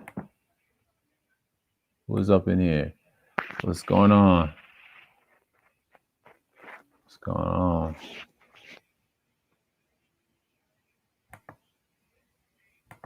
Not a problem.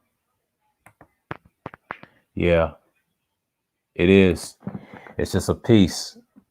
So it's an hour and 40-something minutes. I got time. I can do the rest. Hold on. Let's see what my thing look like. Because I said I was gonna do China. Might do pieces. I may get into China. Yeah, I'll do China. Anatolia, I'm gonna do, yeah.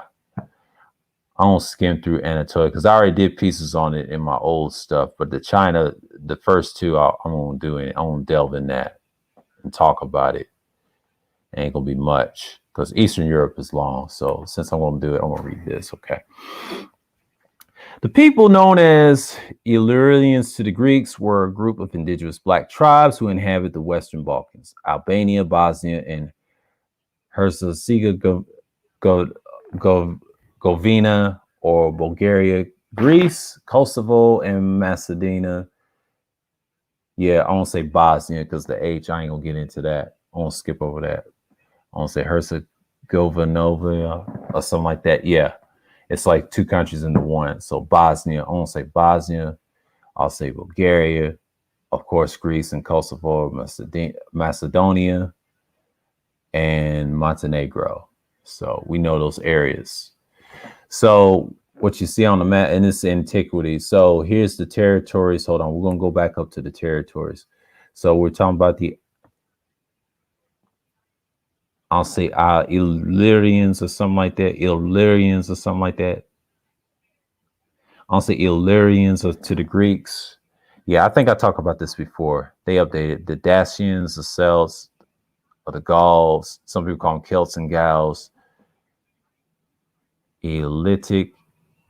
Italic tribes, Greeks, Dacians. See, they up in this Mediterranean right here, what you call Italy today. Illyrians. Yeah, I'm gonna call them Illyrians. Illyrians is what they're called, but the territory, the tribes covered came to be known as Illyria to Greek and Roman authors, corresponding roughly to the area between Adriatic Sea in west, Drava River in north, Morava River in the east, and the mouth of Vihose River in the south. These tribes, or at the least number of tribes considered Illyrians prosper, are assumed to have been united by a common Illyrian language, which are only the small fragments in the artisan and enough to classify it as a branch of Indo-European. Also, as normal, Greeks spun myth in substitute of the history in Greek mythology. Illyrius was sons of Catamus and Harmonia, who eventually ruled Illyria and became the Ephanius ancestors of the whole Illyrian people. In later versions of this myth has the parents of Polyphemus and Galaste, who give birth to the Celtius, Gallius or Gaulius, and Illyrius. The second myth could stem perhaps the discovery of similarities of Illyrians into the Celts and Gauls were probably the same people.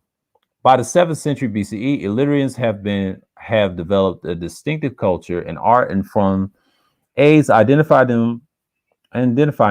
By this time, many Illyrian tribes appear to be under the influence of the Celtic or Celtic Hellstate culture in Germany to the north. Illyrians chiefs wore bronze torques around their necks, much like the Celts did, or the Celts, most people call them. But the culture of the dead played an important role in their lives. The Illyrians, I'll say the lives of Illyrians, which is seen in their careful made burials and burial ceremonies, as well as the richness of the burial sites. But in the northern parts of the Balkans, there existed in long tradition of the cremation and the burial in shallow graves, while in southern parts, the dead were buried in large stone, or I'll say earthen tumuli, natively called gromile, which is in Herzegovina. Yeah, Herzegovina, were reaching monumental size, more than 50 meters wide and 5 meters high. Illyrians formed several kingdoms in the central Balkans, and the first known Illyrian king was Bardilius, and Illyrian kingdoms were often at war with Greece. Illyrian pirates regularly attacked their shipping. After the Dalmatian islands have been taken by the white Greeks, the Illyrians took them back, and later Queen Tetude at Seville was made famous from having waged wars against the Romans and Delta narrative, and there were Illyrian tribes in Dars, yeah, and their capital Darosan was located in Ascanic, in the Stoic, in Herzegovina, and it became the main center of the classical Illyrian culture during the 4th century BCE. It was surrounded by megalithic 5-meter high stone walls, large as those of Messenia in Greece, composed out of large trapeze stone blocks. Dowers also made unique bronze and coins and structures. So yeah, I read this years ago. I'm gonna read what's in your book, and that's a Hellenic face you see right here. So I'm just seeing it for what it is. Make you a mod. Yeah. And yeah, I'm gonna get into it. It's an hour and 52 minutes. Because I won't have to get the China one fast. Later in the Illyrian Wars with Rome, circa 229 BCE, 219 BCE, and again in 158 BCE, Roman overran the Illyrian settlements and suppressed the piracy that had made the Adriatic unsafe to white commerce. Oh, God. I didn't mean to hit that. Hold on. I'm doing too much. Hold on. Background noise. Yeah.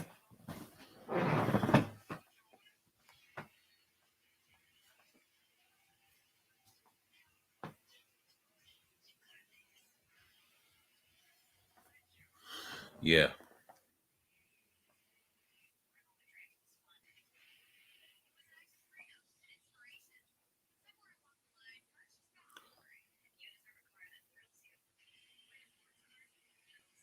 I'm gonna say subscribe.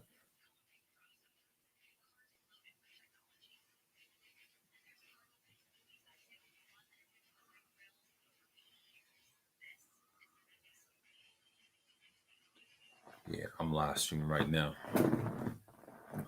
Okay. Let's say the remains white commerce, and they were campaigns first against the Tuta and the second against the Demetrius of Pharos. Pharaohs. The third against the Gentius, and the initiate campaign in 229 BCE. The marks of the first time of the Roman navy crossed the Adriatic Sea to launch an invasion. The final conquest in 168 BCE result in the creation of the Roman province of Illyricum, and it stretched from the Drilin River in modern Albania to Istria, Croatia, known as Croatia now, in the west, and the Sava River, Croatia in the north. It is a capital was located in Salonade near the modern split in Croatia. An Illyrian revolt in 2nd century BCE was crushed under the Augustus, resulting in the province of Illyricum being dissolved and the lands divided between the new Roman province of Pannonia and the in the north, and Anatolia in the south. The Illyrians were granted civil rights by the Constitutio Antoninian issued in 212 CE by Emperor Caracalla. See below. More of Rome recruited Illyrian soldiers to guard its borders from the barbarian tribes, which is facts. Their squad groups and numbers to such as an extent to the Illyrian military began to play an important part of Roman political life. Facts. It is said that there were several Illyrian-born emperors of Rome, though they were mixed-race emperors of Rome. There, just like America, there was also those who claimed that the distinction of political benefit. Illyrians were mentioned for the last time in the Miracula Sancti Dimitri during the 7th century. With the disintegration of the Roman Empire, the Gothic and the Hunnic tribes raided the Balkan Peninsula. The Balkan Peninsula. This is so true. Okay, this is what you get your modern Italians come from. The Baltanic and the Hunnic tribes. I'm gonna read this again. I want to read this again, which I want to know. The Goths. That's where the Goths come from. The Gothic and Hunnic tribes. That's factual. Then the whites kind of took it back from them then. So you know how that goes. So Peninsula and raided the peninsula, making many Illyrians seek refuge in the highlands. With the arrival of the Slavs in the 6th century, most Illyrians were conquered in a Slavic size. A few of the Romanized Illyrians, the Adriatic coast, did manage to preserve their blended culture as they fled to the mountains, surviving as shepherds. They are referred to as Morlocks. Morlacks. Others took refuge inside to defend the cities of the coast, where they kept Roman culture alive for many centuries. But they too were eventually assimilated by the expanded Slavic populations. Ultimately, they were absorbed into emerging Slavic states. The Bulgarian Empire, the Serb Acarnani, and the Croatic Duchy, and later on in the 10th century CE into parts of the early Bosnian kingdom. Yeah. Roman Emperor, Roman Emperor Caracalla, Marcus Aurelius Servius Antonius 108 CE, 217 CE. Okay, 108. They will say 108 CE to 217 CE. Okay, Constitutio Antonia. Y'all can read. Okay, let's read this. Was indicted issued in 212 CE by the Roman Emperor Caracalla. The law declared that free men in the Roman Empire were all given. Were to be given fully Roman citizenship. All free women in the empire were given into the same rights as Roman women were. Before 212, only inhabitants of Anatolia, Romans living in a province, and small numbers of local nobles, such as kings of client countries, held full Roman citizenship. Though it is said that the reason Caracalla passed this law were mainly to increase the number of people available to tax to serve in the legions, as only full citizens could serve as legionaries in the Roman army. But that fact that the Caracalla was of mixed race, Phoenician and Roman. He was a Phoenician and Roman. It's very true. Ancestry might have had something to do with that. That is so true. They don't tell you this part of history of Rome too. And then later, the white kind of dominated that race. You see how that happened.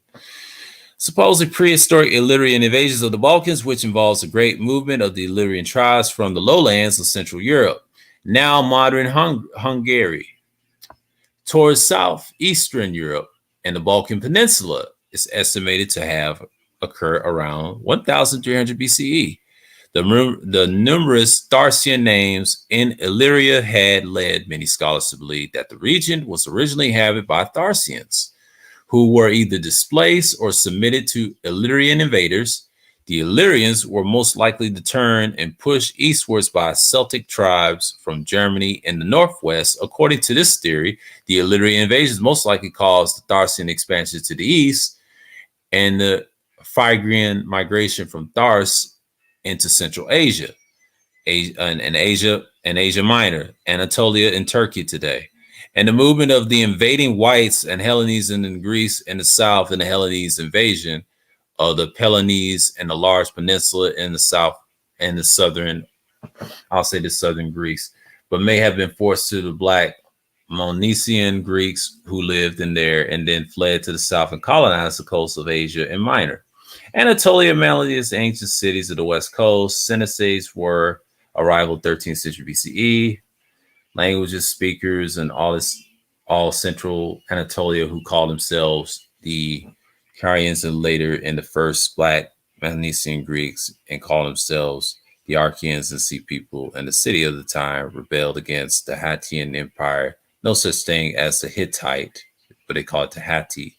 That's what it's called. I did a short clip of that. After the fall of the Hattian Empire, the cities was destroyed in the 12th century BCE by the Sea people. By about 1000 BCE, the Hellenes had consolidated their power in Greece to the point they were started expanding. Dorian's Hellenic tribe resettled in Miletus. Okay. Yeah, the Kurgan, y'all can read the rest yourself.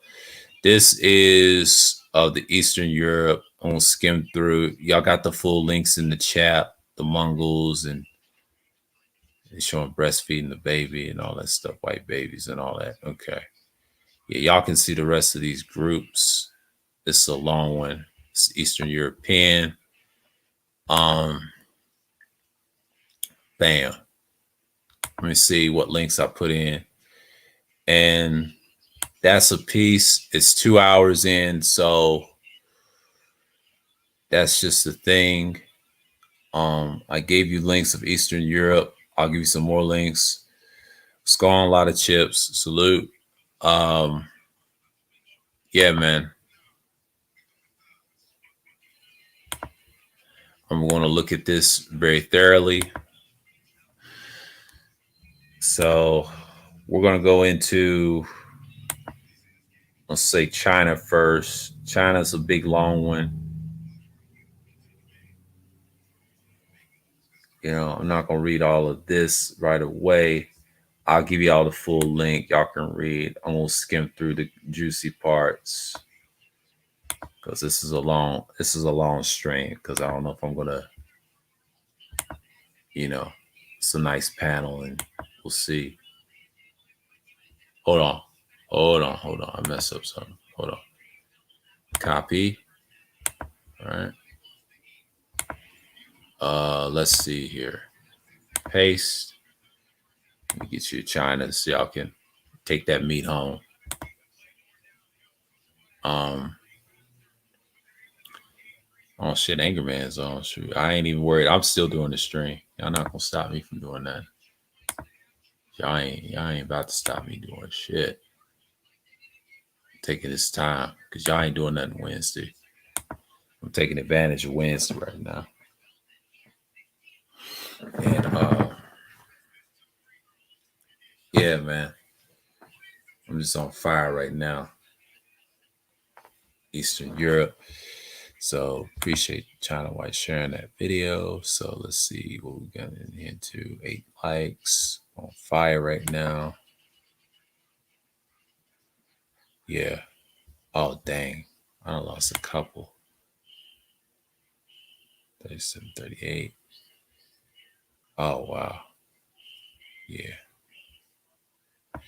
Oh well. That happens. That's part of the game. That's part of the game. I understand that now. Okay, we're talking about China right now. I know they pissed off I'll get them back Sunday. Ain't worry about the numbers right now. Yeah, farming, food suppliers, Yanga showers, culture. I don't think I did a piece. I won't skim right through this.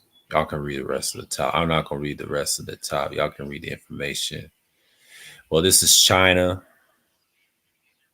Also, the Yangtze culture is followed by the Lunganshan after the comes to the Yin and Shang, which dates about 1,500 BCE.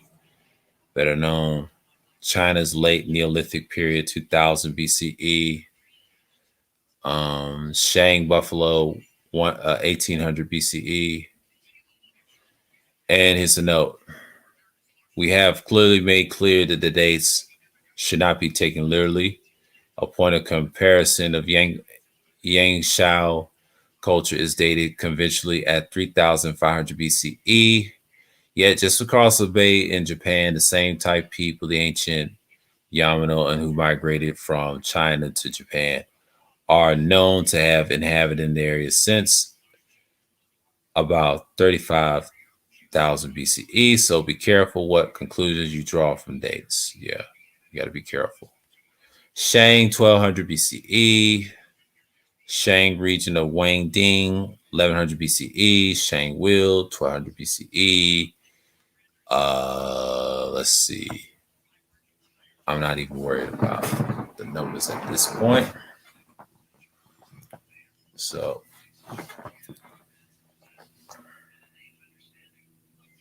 I'm not even worried because that's what happens when you do YouTube. It could be some of my old subscribers. Yeah.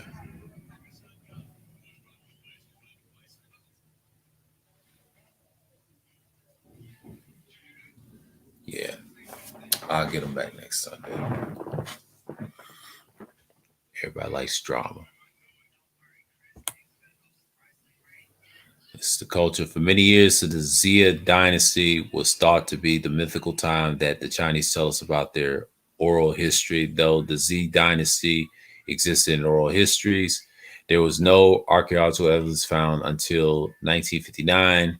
The evacuations at the Irlut in the city of Yanxi uncovered what was the most likely the capital of Xia dynasty. This site has shown that these people were direct ancestors of the Lungshang culture.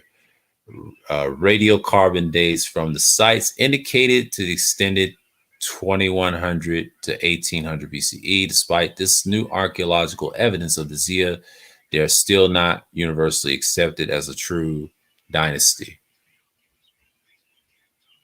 So they talk about China. Shang Jade, Shang figure 1200 BCE. Western, I know people like all this stuff. The Shang rather than the Xia are still considered by most to be the first true dynasty of China. Like the Xia, the Shang were originally considered to be a myth.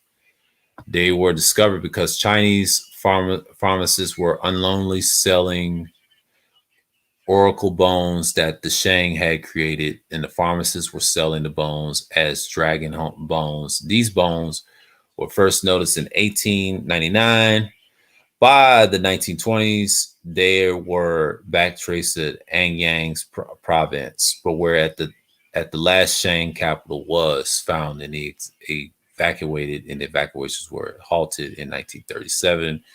When Japan attacked China in 1950s and early Shang capital was found partially for Xingzhou. Traditional Chinese history indicates that the Shang dynasty consists of 30 kings and several different capitals.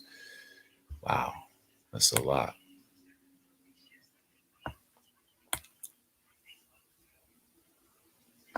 Let's see for a minute, because I want to see what y'all doing for a minute. We're gonna get into it. Let's see what y'all doing for a minute. But yeah, I didn't do a piece of China in my early YouTube days and of 9 years of this second channel. I didn't do a piece on it because it was controversial because we was having strife on here those 9 years ago.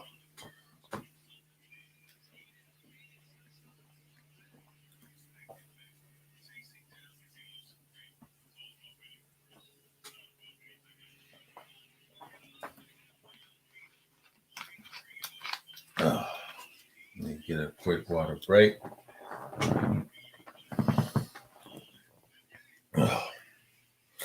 Chariot horse burials are found from Greece to China, but they are relatively rare except in China, and those bones are often poorly preserved. The earliest chariots and chariot burials in China date to the Shang dynasty at around 1200 BCE. Lindahl, 2003.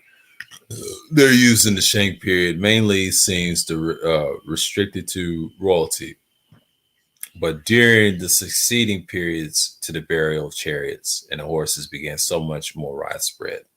Most Shang chariots were driven by two horses. Chariots pulled by four horses did not become widespread until the spring and autumn period. In some situations, horses were buried into the pits with the chariots either side by side or one in front and the other. In some pits contained only horses, in others only chariots. Sometimes the horse were buried in the main tomb while the chariots were the separate pits, while at times the reverse was the case. In Liu 1993, Shang period, 11th century BCE, horses, chariots, pit M52 by the Guozhengzong or something like that. It's a Guozhengzong or something like that tribe or Anyang. Okay, they pronounce it Anyang or Henyang, but the men and horses have been killed and lain into the pit before the chariot was lowered. What's going on here? Okay. Enough of that. Western Zhao period, horse pit, ceremony in the house. Man, the horses were apparently buried alive while their feet tied together. Damn, they're brutal. Whew, these people were brutal. That's what their culture comes from. Wow. Chariot decoration, Western Zhao, 1100 BCE. Shang horse, chariot pit grave, 1100 BC. That's why they don't talk about it. This culture was violent. Most people don't want to acknowledge that. I see. That's a violent culture. Most Asians don't even want to talk about it. Wow. That's a lot of that's got to do with money too. Unfortunately, there are no likable statues of the Z in China, just these jaded bronze works that have been made available anyway. However, there are lots of them in Americas. That's exactly where we're going. Yeah. Interesting. Close up of the front piece of the Chinese Diamond Sutra, the oldest known date to the printed wood block. Book in the world dated May 11th, 868. I will say CE, but the diamond is a Mahayana Buddhist sutra from the Paramitra, perfection of wisdom genre, emphasize the practice of a non-abiding, non-attachment. The Diamond Sutra is the key of the devotional study in Zen Buddhism. The Buddha has the hair of a black man and has a swastika on his chest. Interesting. That swastika chest on his symbol is the land of Nod. If you read the scriptures, that's their symbol, the land. And then the Nergal symbol has, so the swastika is basically the Nergal symbol. And then the land of Nod is that little mark, that unique funny cross with the angles. That's like the mark on Cain's head. I've done that research years ago and studied that. And that's what it says. It's pure symbolism behind that. But that's a whole nother topic. Chinese Diamond Sutra, oldest known to man, wood block. His swastika chest and his key.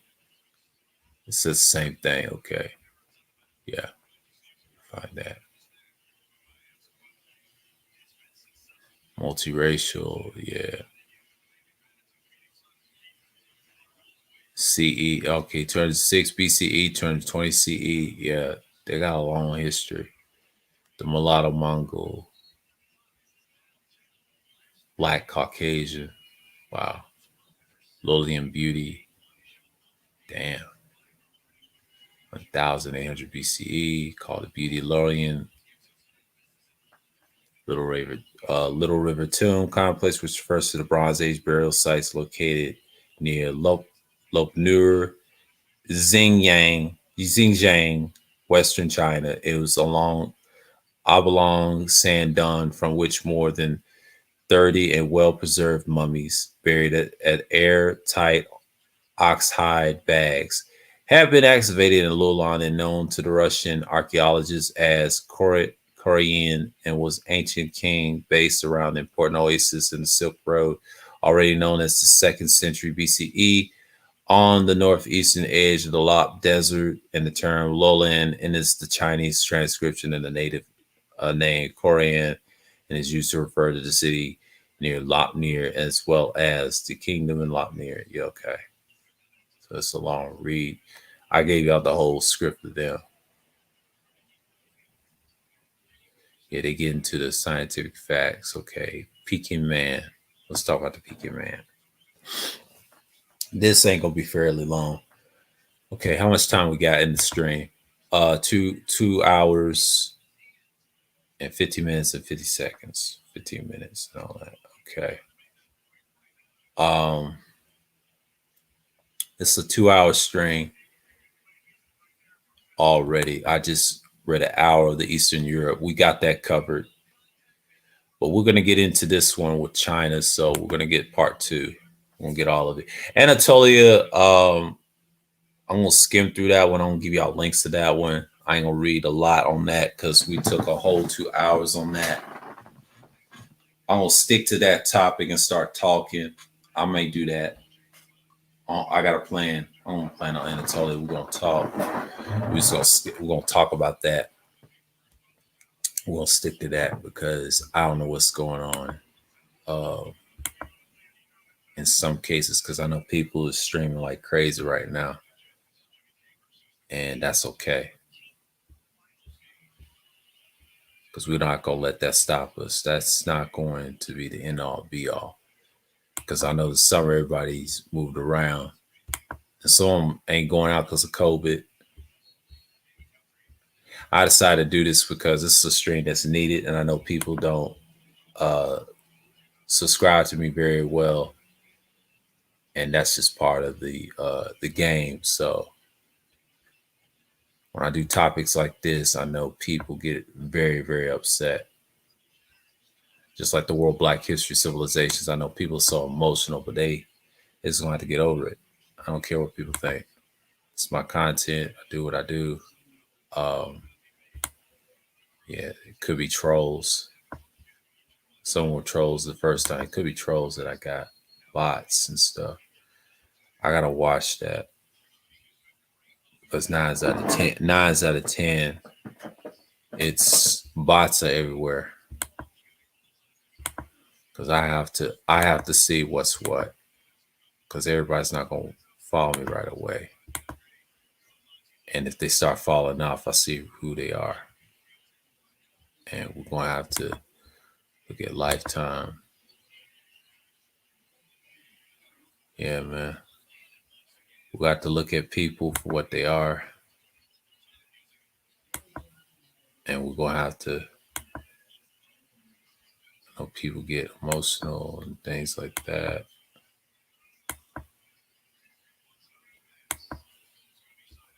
Yeah. Enough of that.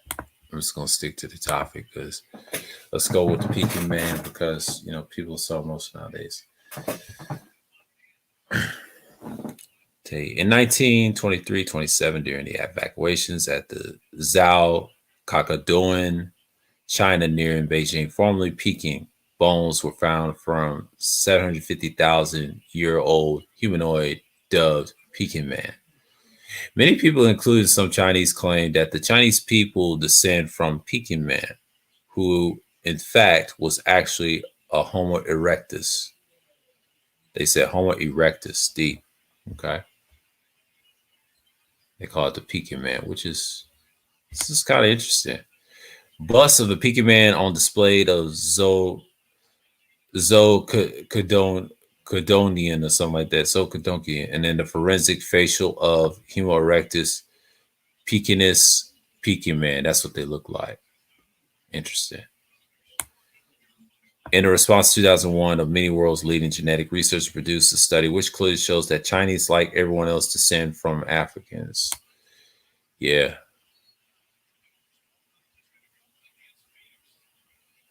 These are the PQ Man. They're showing the blend, Meladin, and all that. Yeah. Yeah. So that's part one. And we're going for part two. China's got a long history. I'm gonna tell you that right now. So how many hours we got in here? Yeah, we're gonna hit it. We're gonna get this. We gotta get this going. This is part two. Ancient Homo sapiens, modern man, first began leaving Africa about 60,000 BCE. These Africans had two great migrations east. The first OOA migration saw blacks with straight hair taking route to the coast of Asia and then the island, hopping across the Indian Ocean to Australia. Australia Aborigines see below. Then making it South America, the remains called Lucia in Brazil. Okay, Upper Cave and talk about that. This is Chinese terracotta soldier Qin dynasty, 221 to 206 BCE. They probably don't exist now. This is the Upper Caveman. Albinos routinely create the forensic busts representing early humans and Central Asia, Europeans, particularly Black Malaysians. Okay. Adult male skull. Yeah, that's what they use. They show pictures, Chinese grandmother. Yeah. So, oh, hold on. Let me give y'all the link. Hold on for this little thing. Y'all can read the rest for yourself if y'all have time. Because I'm gonna give y'all this. I'm gonna give y'all this link because I don't want y'all to think I didn't give you nothing. These fools, don't let these fools tell you I give you knowledge over here. This is important. I ain't gonna read this top because y'all can read that to yourself. I'm gonna get to the meat of it. Get to the crux. I mean, you got the Dravidian girl, Aborigines, the Sand People of Kalahari, descendant of South Africa. Yeah. That's why China's in Africa right now, trying to get back with these people, probably. Never know. Yeah. Yeah. Yep.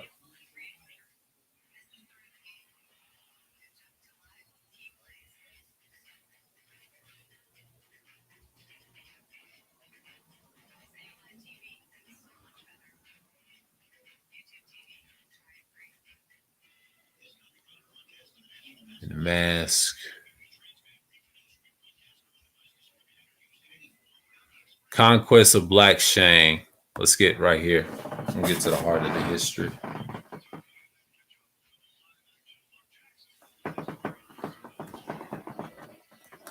Because this part right here is interesting. So, like the other peoples in the Great Eurasian Plains, presumed White Zhao were nomadic tribes. They lived with the west of the Shang kingdom due to their nomadic ways. They learned how to work with people in different races and cultures. After the time, they settled in the Wei River Valley, where they became a vassal of the Shang. The Zhou eventually became stronger than the Shang. And in about 1040 BCE, they defeated the Shang in war. Part of their success apparently came about because of their ability to gain allegiance of disaffected Shang city-states.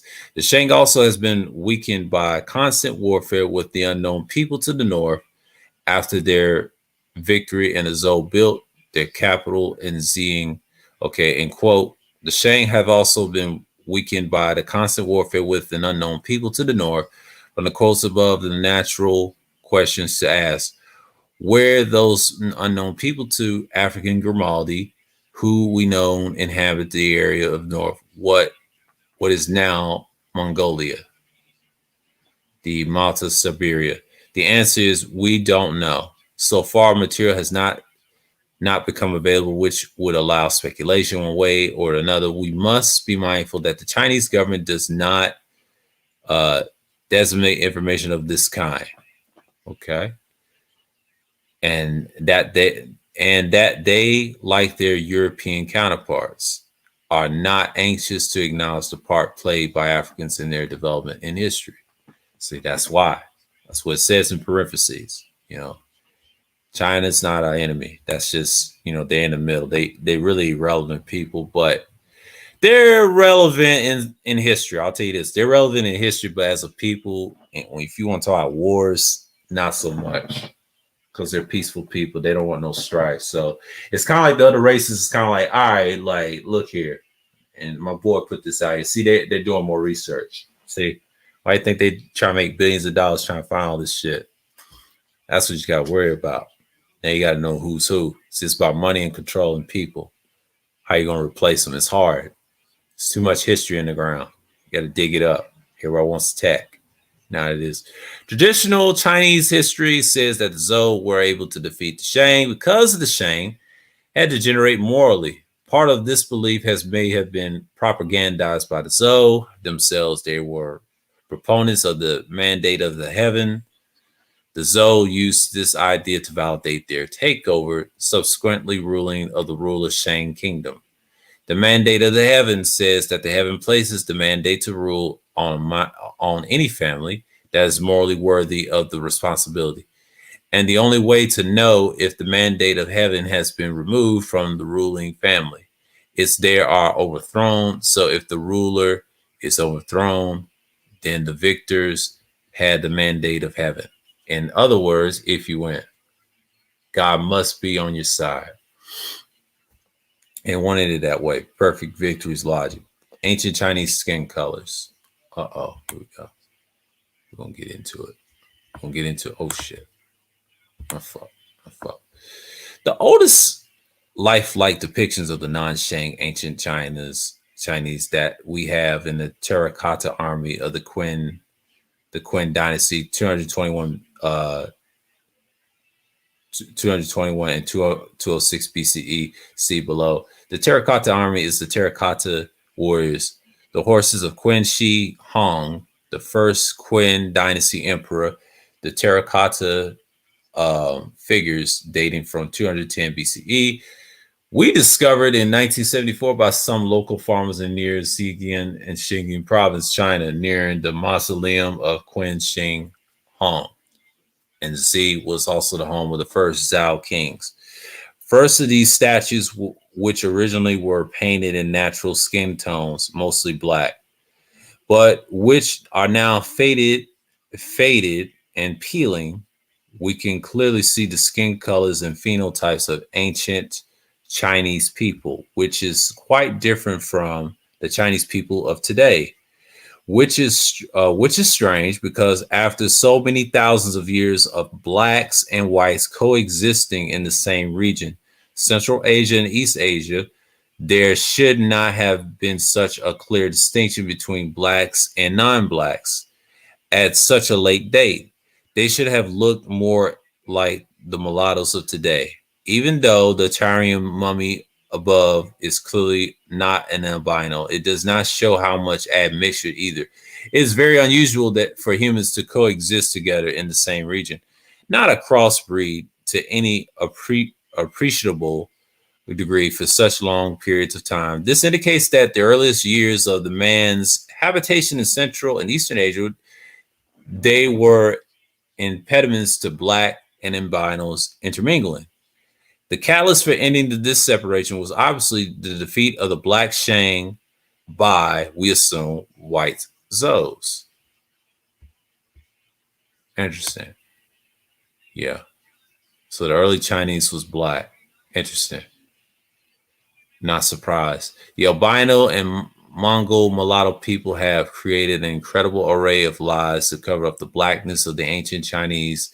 These lies naturally centered around the Qin dynasty warriors, because they are only accurate depictions of what the Chinese people looked like over 2,000 years ago. Once it came out that the warriors were originally painted in lifelike colors in order to explain away the black faces of some, of some, and that the black and pink colors others of the warriors. They claimed that base encoded lacquer turned black and hardened Dustin the albino's lying and the face looked like this pink is in the color it was painted. Black is to expose the lacquer base coat. They love to use this picture because the depth of the perception is almost impossible in telling which color is on top. But in the real world, we know there's no such thing as a black lacquer. Lacquer is a transparent. Therefore, the pink that you see here is the terracotta clay. It's the terracotta clay. The black that you see is here is the paint, and the face was painted black. And the yellow circle above, you can plainly see that the black paint is above the pink clay. Very true. Mm-hmm. Interesting. Yeah. Here goes more of it. Here's the pictures of these people in China. This is why it's controversial. I couldn't even do that years ago. The original Chinese black. Yeah, I was on that type of time. This phenotype, Qin dynasty, clearly shows the general ancient Chinese were black, dark-skinned people with the extreme Mongol facial features, were much like the Himba woman above. They got intermingled out and looking white. Okay, if you want more soldiers, I'll give you that. This right here, I'll give y'all a link to this. Y'all can read your spare time. I'm going to put this in my live stream chat because I know people's tired of looking at this. I know it's 2 hours long. Copy and paste this already. Put that in here. I got your information. Because I know people is on the money right now.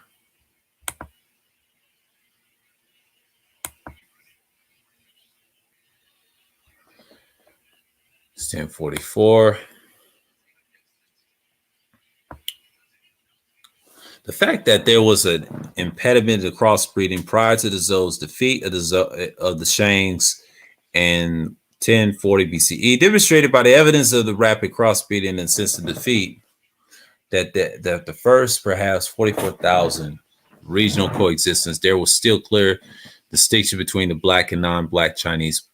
But in just 3,000 years since the Zhou victory in 1040 BCE, Chinese have become almost a homogeneous people with which relatively little difference in the skin color, not to withstand the fact that this is the late century CE, there were still many pure black Mongol tribes, see the Huns and silk scrolls below. So it goes to show you that these are the modern Chinese and certain, and not the majority. So yeah, we'll put this in the stream. Portrait of great uncle, age 1561, 1621. I can see right here. Yeah, that's what they look like now. These are the Mongol people.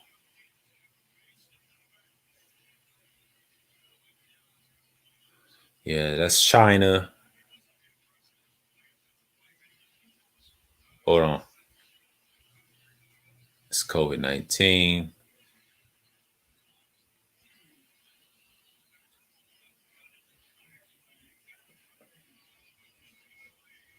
Like more, so I'll give you some pictures.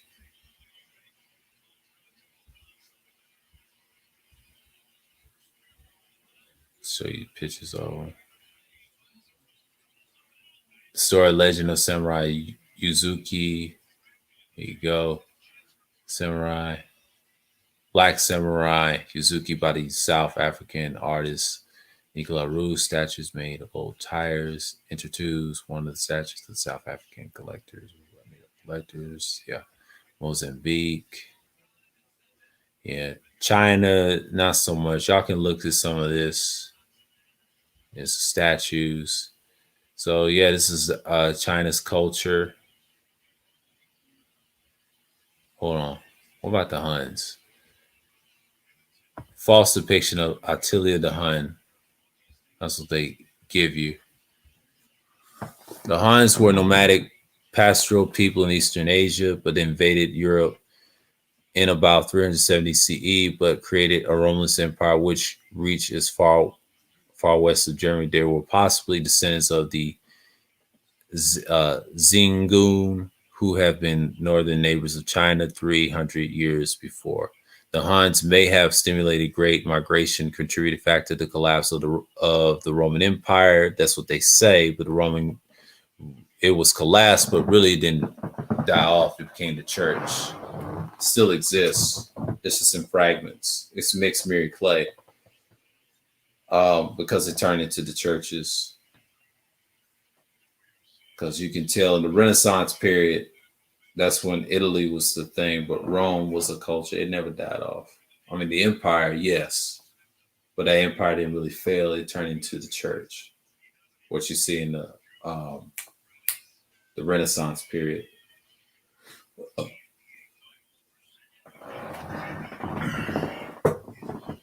How I know that?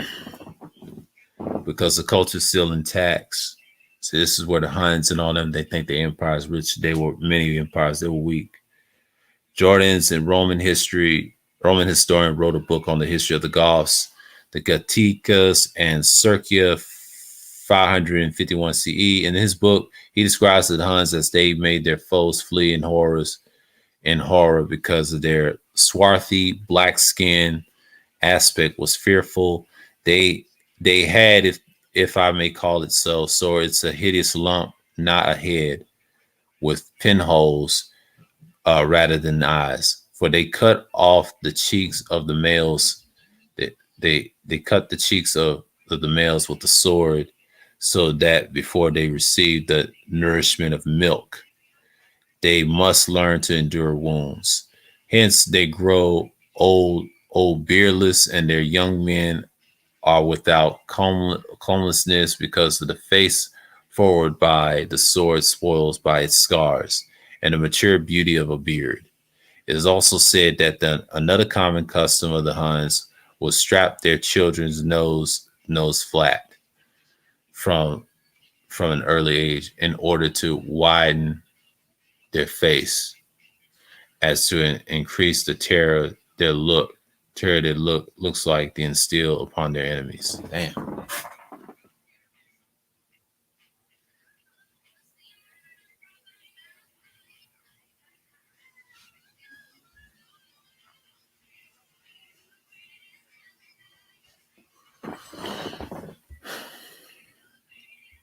Damn, it's too long.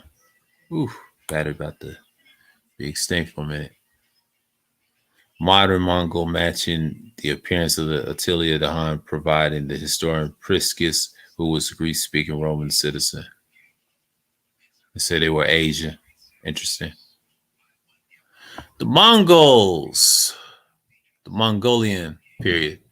Genghis Khan came to power by uniting many of the nomadic tribes of northeastern Asia after founding the Mongol Empire and being proclaimed Genghis Khan. He started the Mongol invasion, raided of Kara, Kitian, Khanate, Caucasus, Khazariamid Empire, Western Z and Yin dynasties, and Europe as far west as Poland and Hungary.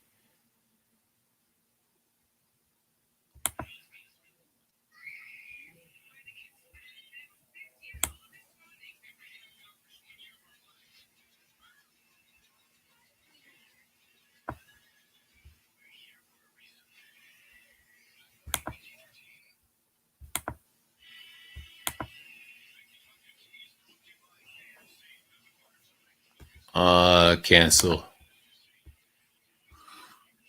If y'all want to see it, I'll give y'all the link to that. Yeah, because I know y'all don't want to see nothing. It's 2 hours. I want 2 hours of this thing. Talking about China. Yeah, baby.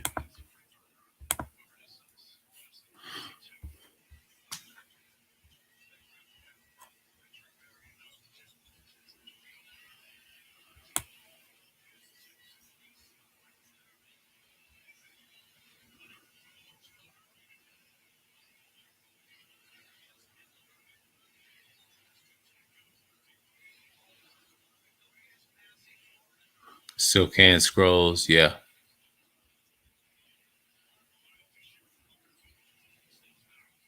Kublai Khan was the fifth great Khan of the Mongol Empire, 1260 to 12. The Kublai Khan, yeah, was the fake, yeah, okay. 1260 to 1290, and the founder of the Jung dynasty, and the second of the Tuli Suraganti Beki, and the grandson of the Genghis Khan. By the time of Kublai Khan, the racial makeup of modern China is well on the way. From the partial scroll on the right above, we can see that Kublai Khan's wife is very pale. Is very pale. Yeah, very pale. And then from the full scroll on the left, we can see that the 8 representatives of the various tribes, only 2 are very pure black in the scroll painting. That's about Tape. Yeah. Tibetan. Yeah, Tibetan people. We already know what Tibetan people look like. Here I see your modern Tibetans. So yeah. Y'all can read the rest. I got China's part 2 for y'all. So that's China part 2. Let's see, realhistory.com. So we're going to get into Anatolia, the history of Anatolia. This is not going to be such a long. We're going to get right into it.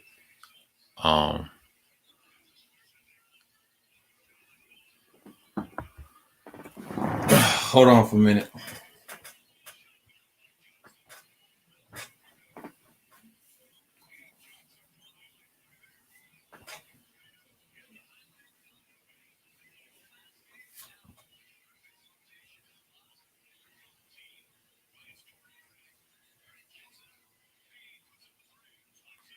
Good job.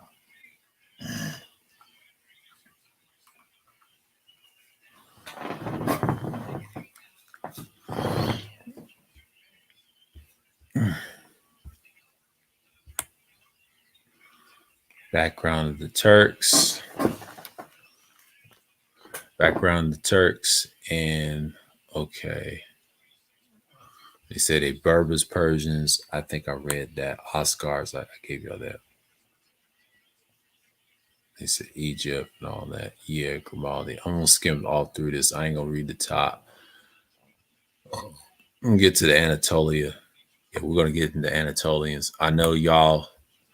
This is from the website, but I want to dump this in y'all's links, live stream links, because I'm gonna see. I got 40 playback right now. It's a long stream.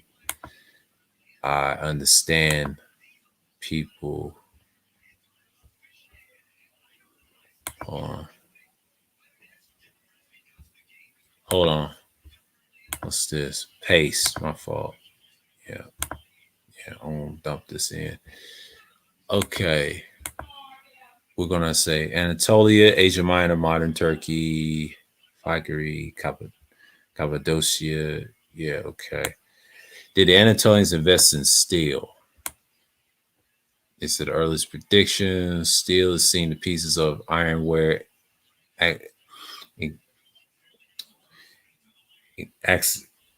evacuated from an archaeological Anatolian common are nearly 4,000 years old, dating from 1800 BCE, and it tells of the mine site of the Bronze Age, Iron Age. Okay. Anatolia, there's soon signs of human habitation in caves from at least the Stone Age. There are also rock paintings and people, animals in the walls in these caves, and those analyzed elsewhere. Cave painting, those are in Iron Circular, 7,800 BCE. Okay. And that's the souls of Anatolia. We'll get into it. Ain't that much. Goblik TP to the date, to the Turkish tummy. Yeah. I just gave y'all a whole link of Turkey. World's first temple, hilltop.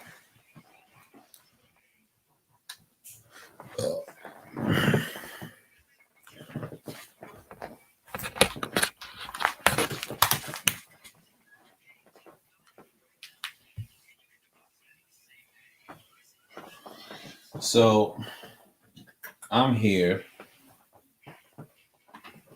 doing my thing, and that's it, you know?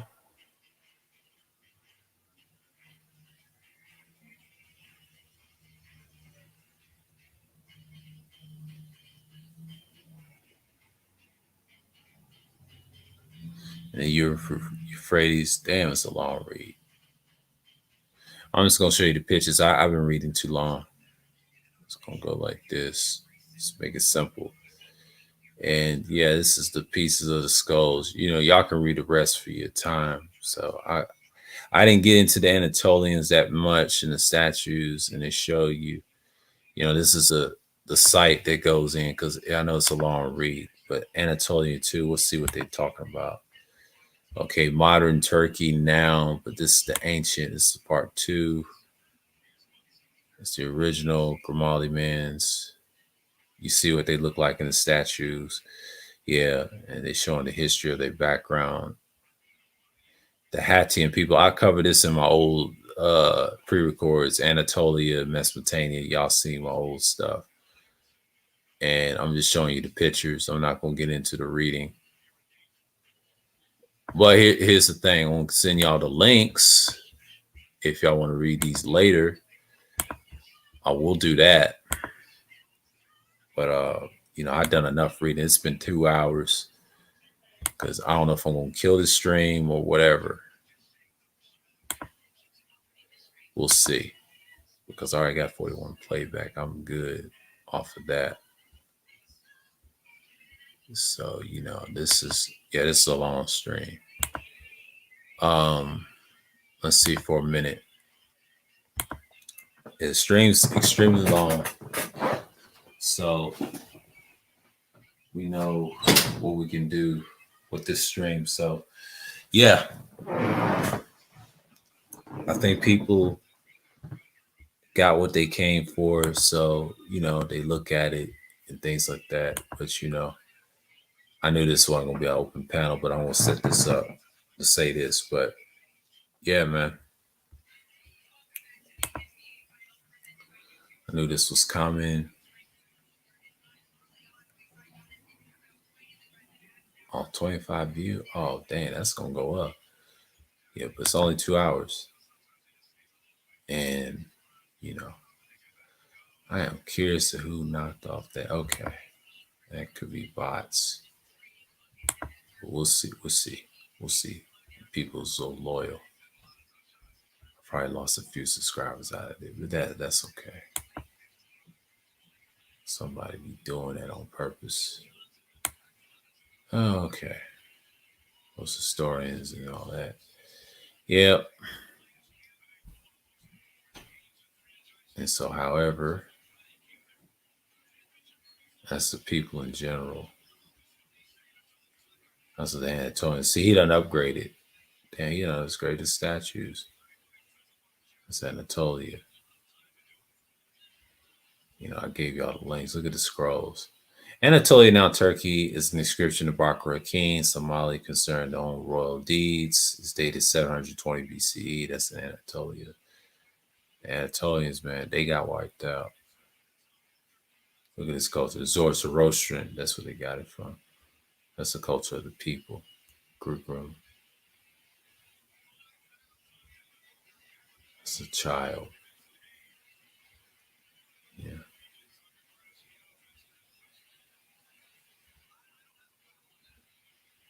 The Sphinx. Anatolia.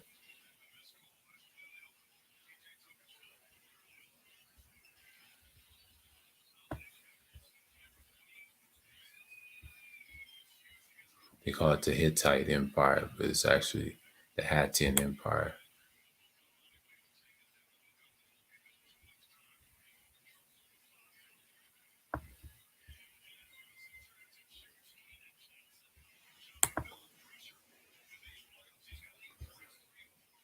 If y'all don't believe me, I made a video about it, and some people didn't believe that. So I'm gonna put this in y'all's live stream because I don't understand it.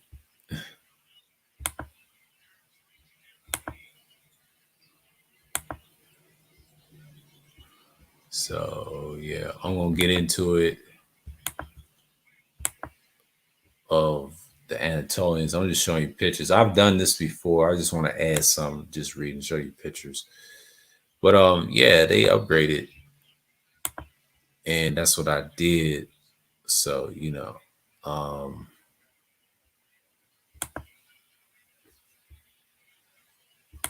and I'm just like, okay, I'm gonna stop it right here. Let's see something real quick. If anybody wants to chime in later, um, copy, I'm gonna paste it. If anybody wants to interrupt me, whatever, I'm just gonna put this out here just in case. If y'all want a last call, that's a last call. So I'm good on that. Yeah, I had to skim through the first two to show you pictures what I'm talking about. Anatolia is a long one. I'm gonna give you another link for it. Put it in the live chat so y'all can read that what I'm talking about, because I'm gonna have to skim through all of it because yeah, I did it too long because Eastern Europe, I knew it's gonna be a long one. It was a long read, and I want to have to structure the Egypt and the Sumerian type because I can say I'm gonna give y'all links to the rest because I'm gonna skim through because I won't get Sumer so fast and get you about hours in because that's a long read.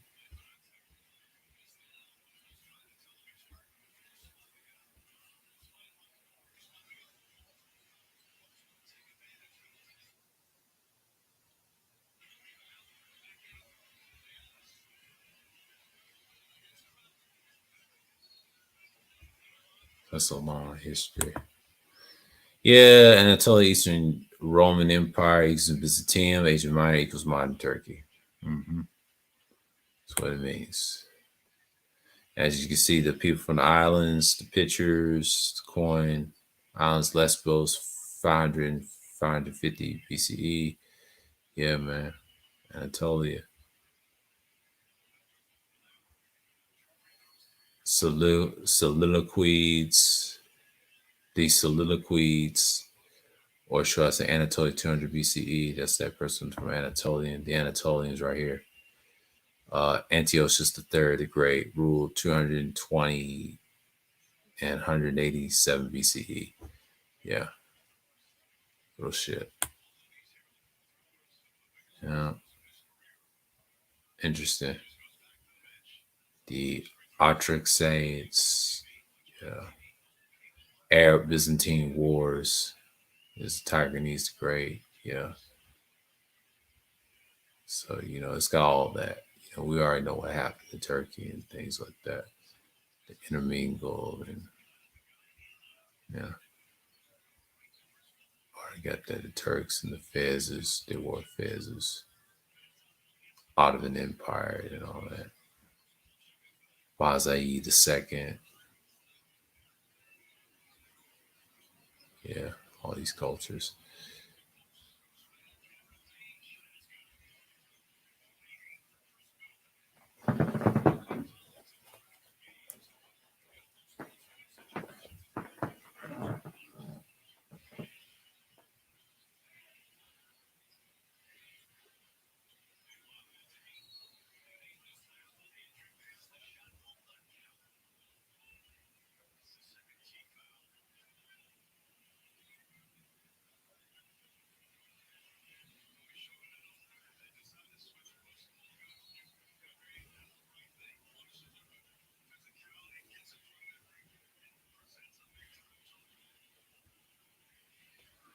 Yeah.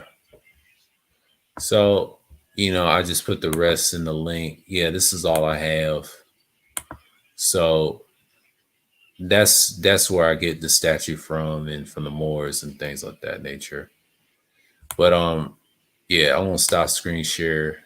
I done gave you enough information and links to dabble with it. So, yeah, man. I don't know what happened. But, it could be some followers and things like that. But you know how it is. Let me look at my settings. See what happens here. Some people come for the wrong reasons. Some people come for the wrong reasons. I know they come for the wrong reasons. They come for the wrong reasons. Wrong reasons. They come for the wrong reasons. Look at that troll followers. You know how it is. But so it's 2 hours in. So, you know, that's all I had to show y'all. But that's the thing. And I think it's like 50 something minutes and things like that. Cause I know it's gonna be in the 3 hour mark.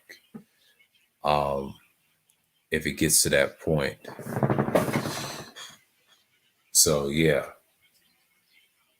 You know, basically I just showed you the history that I know, and the links are all in the chat. So, you know, if y'all want to discuss the rest, that's cool. But what I've read and things like that, you know. But yeah, that's Eastern Europe, man. I did a piece on it on the pre-recording and show you proof that I did it already. You can use the Black Mediterranean. I talk about it and things like that nature. So I put them in the chat so y'all can read it for your time. So, you know, and I'm just gonna go in and just do my thing.